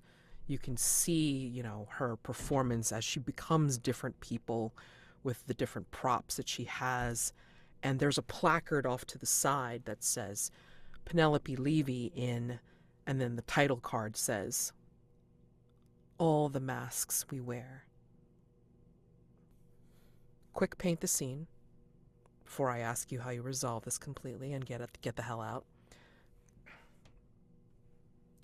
What vignette or what character does she play that reminds you of what you want or what you don't want coming here to the void? What character does she play that reminds you of what you want or don't want coming here to the void? We see her play a mother to a small china doll, to a bundle of coins, a veritable treasure trove, and to a simple book whose pages are out of order.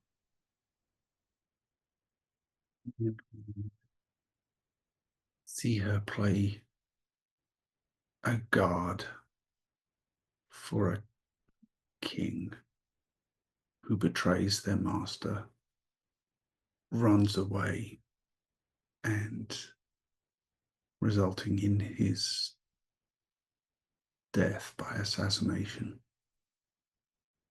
She plays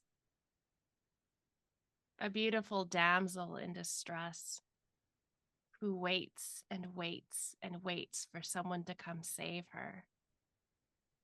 But nobody ever arrives. And I think she closes playing an old man sitting in a rocking chair on a porch, waving to passersby, exchanging greetings and jokes and well wishes, surveying the town, and then gently falling asleep. At that last character, there's a burst of applause.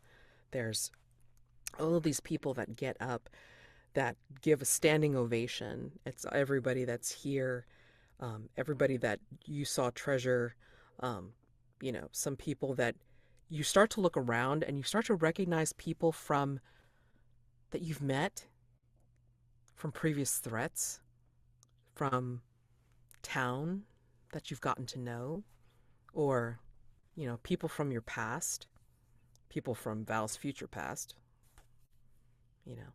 They're all there. They're clapping, and it starts to turn into like a slow-mo montage of people clapping, standing, cheering, and they're all, staring at Penelope.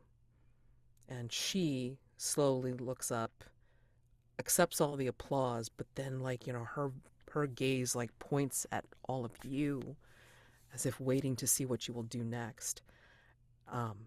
And as she accepts like the roses and the accolades and everything like this, she brings out what looks like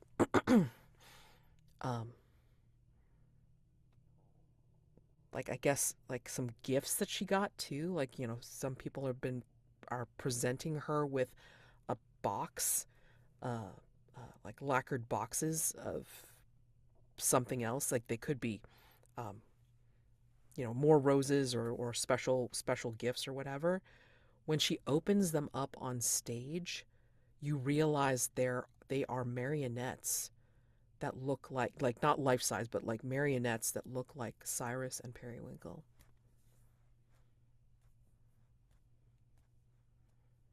She actually looks a little bit afraid seeing these. And she looks to you as if to ask, "What now?" And you hear the drifting voice of the Duke of Blood behind you, somewhere from behind you, or maybe it's coming from Daymond Grey, from somewhere in Daymond Grey, saying, "They are all here. They will be looking at you next.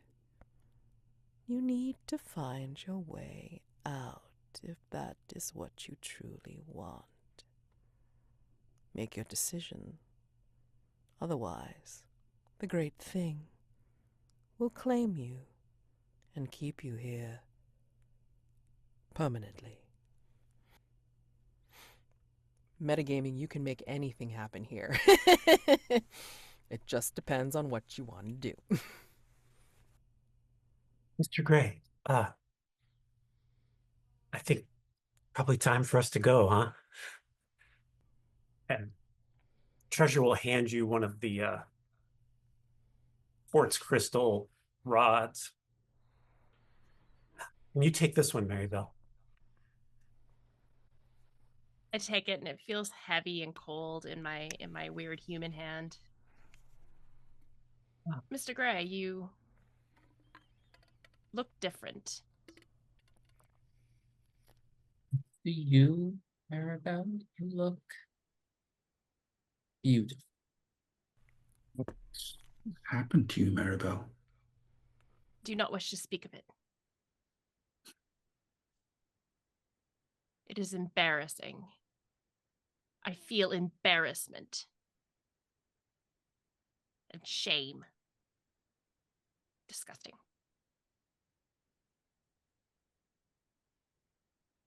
Valentine, I have this last crystal for you.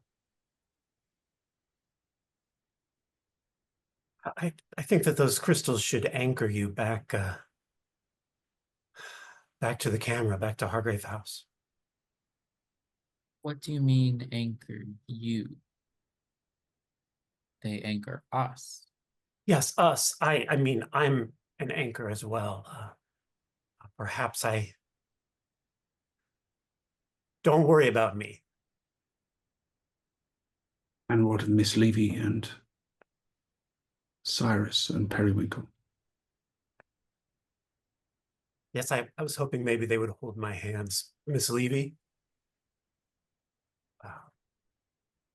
Bert sent us to bring you back if you'd like to come.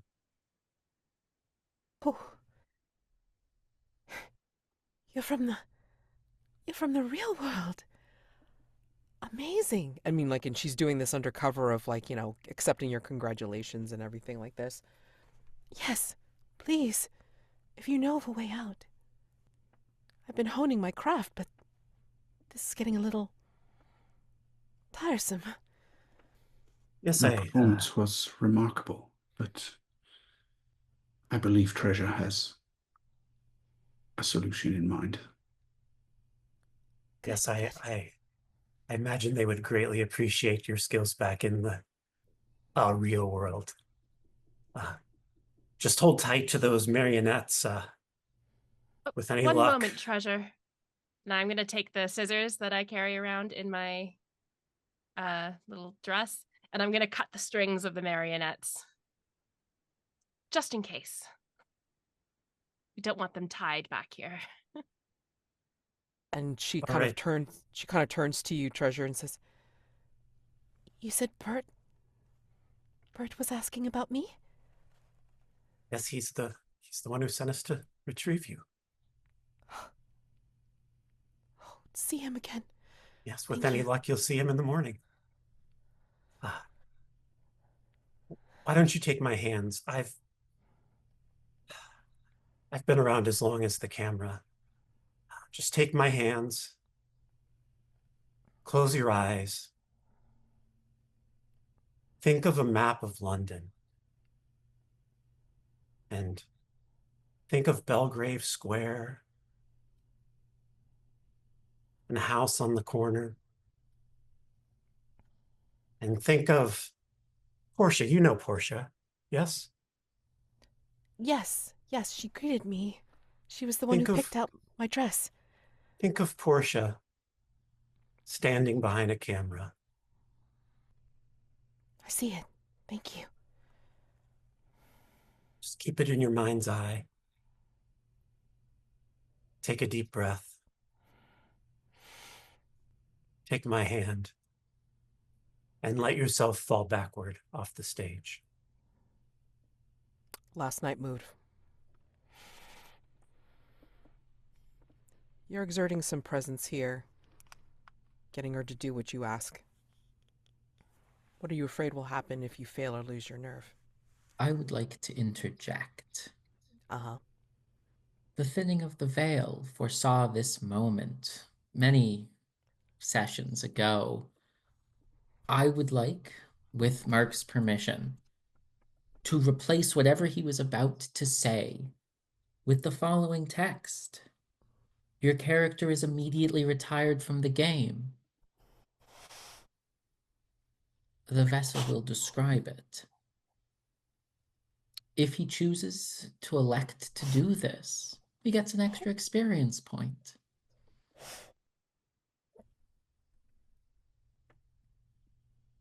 Right on. Oh my god! Let's do it. Oh my god! Oh, you guys are killing me. Oh, Let's see. brilliant. Our does the let's see, do any of my conditions affect this roll? Or do I only, let's see. I have my house is my protection. That feels like it probably wouldn't be a penalty in this situation, maybe. I don't Oh, hell no. know. All right. You've also got those 3 crystals. Yeah, I gave you guys the crystals. Yeah, I will, if you'll allow, I will check the crystals out of my inventory in the hopes that it will help everybody else make it back. All right. And my presence, wait, am I using presence? Is that what you said? Or sensitivity? Oh fuck. They're both zero, so. Yeah, I mean, whatever. I mean, like it all melds into one at this point. Oh, wow, that's 11. Oh,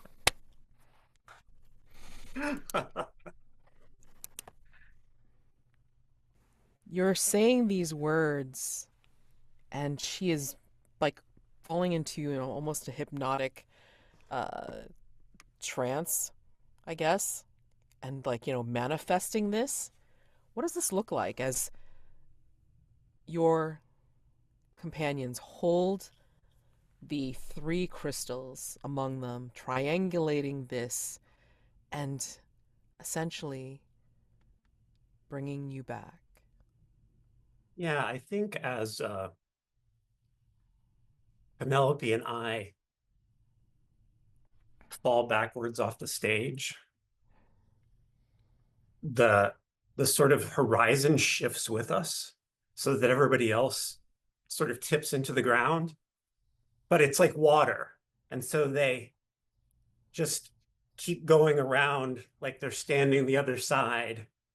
And as the camera zooms out, it's the carpet of the map room in Hargrave House.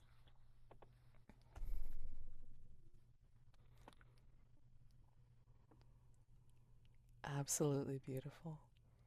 Oh my gosh. And I ask each of you, as you wake out of this strange half dream and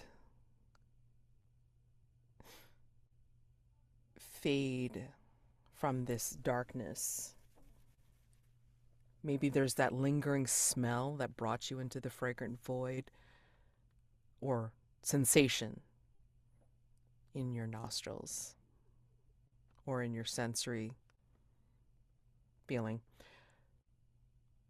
What do you look like? And how are you changed? In what way are you changed from your experience in the void? As you think on it, I'll let you know that Penelope Levy is here. She looks almost beatific as she slowly opens her eyes out of this meditation that Treasure put her in. Mari is there as well. She's almost gasping like she did in the fragrant void, as if she had run a while. But she is fearful yet hopeful and disbelieving that she's actually here in Hargrave House with you all. And unfortunately, Cyrus and Periwinkle are still marionettes, but there's no strings on them, and they're in their lacquered boxes.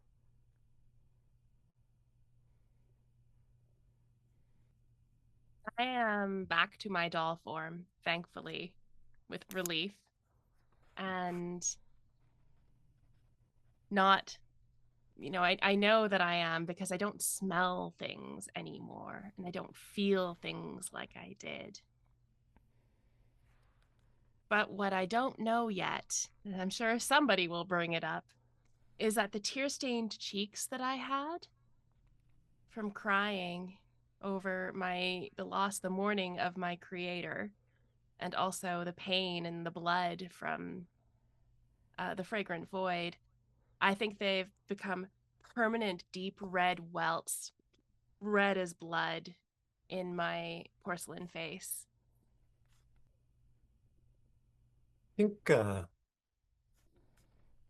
think Treasure looks much as he ever did, but a little more upright, a little more steadfast. And as he smells that clean, almost electric smell, he's not afraid of Kemuel any longer.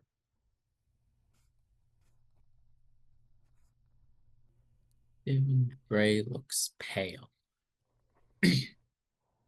not a sickly pale, but as if he's constantly just seen a ghost. If anyone were to take a solid look at the parts where the blood veins come close to the skin, there wouldn't be blue or red lines. His heart beats, but it doesn't push anything through his veins. Silver threads, more prominent than ever, seem to cover that increasingly well. I think Val is seemingly unchanged, but when they see Isabel waiting there, they pull the gauntlets off their armor and reach for the locket that she gave them, only to find it is no longer there. And you have all resolved the Whateley Camera. And you have have access to the custom move Voidwalker, which I will pull from the threat at a later time. I don't feel like doing it right now, and unfortunately I have put you over. I am so sorry. If you have time, any stars and wishes. But if you don't, I get it. Holy crap. Yeah. I mean, we can do end of session stuff later, but I mean, again, there's some things that you just didn't have the chance to do because you weren't in London. So, yeah, just stars and wishes if you got any. Damn. Yeah. I'll throw a few quick ones out there. I loved Daymond Grey in that place, seeming more alive and more, like he was set free from something, and like he was the master of that place almost. Mark, I love the description of how you got us to return. That was really good. And yeah, Marybelle, the mask was really, and like the whole Pinocchio journey in the Fragrant Void was like very interesting. I think there will be questions to follow up about that. And Mads, you did a great job of shepherding us through that. Thank you. I was taking notes. I was gonna give stars out for all the masks at the beginning. That they were really, really amazing. The time jumping and the yell and everything. I stopped taking notes and I just wrote stars for all of this, stars for everybody, because I knew that this was going to be a lot of drama. I knew that this was going to be like really real big and a lot of fun because I know Mads. Obviously, that's what was going to happen. I did not expect Artemis to show up, and that was great. I love the little almost farewell to Shadow Society. It was really, really lovely. That really touched my heart. Yeah, that was great. And oh my goodness, everybody's portrayal of themselves in the Fragrant Void was so enthralling. It was so fun to watch and experience and see that side of the character, just well done. Really, I'm really, really impressed and grateful to be at the table with all of you. Thank you for having me here. This is great. Ditto to everything that's been said, particularly those masks were all amazing. Jeremy, the whole scene that played out with the I was not born was just absolute fire. That was incredible. To you and Mads both, that was like an amazing scene. Amanda, I don't know if enjoyed is the right word, but I am amazed by and respect the portrayal of Marybelle's utter revulsion at humanity. That was like, yeah, it was just amazing. Rob, we finally got to see Val in a suit of armor, which was so cool. Like something that I've been like wanting to see like almost since the first session. I also loved the Lost Causes are something of a specialty of mine. And just the whole affect of really being so determined and stalwart in the face of these threats and standing up to these like formidable like characters. It felt so true to Val. Mads, yeah, that you absolutely crushed it with the vibes and the experience of the Fragrant Void. That was like, and it went in, it wasn't at all what I expected, but it was like so amazing. So amazing. Ditto on so many fronts. Star to Amanda and Mark, it was great to see the amount of character growth happen in just a short span of time. Star to Rob, how could you tug on my heartstrings with the missing locket like that? I thought we were so gonna have a moment where you returned it and then it was crushed and it was so Val. And it didn't give us the satisfaction and that made it all the better. Mads, I'm shocked no one said this, but a star for the props? Where did you find the deer skull mask? Why do you own one? So many questions. And they fit so beautifully. And then an additional star. Thank you, Mark, for being so gung-ho to just to die.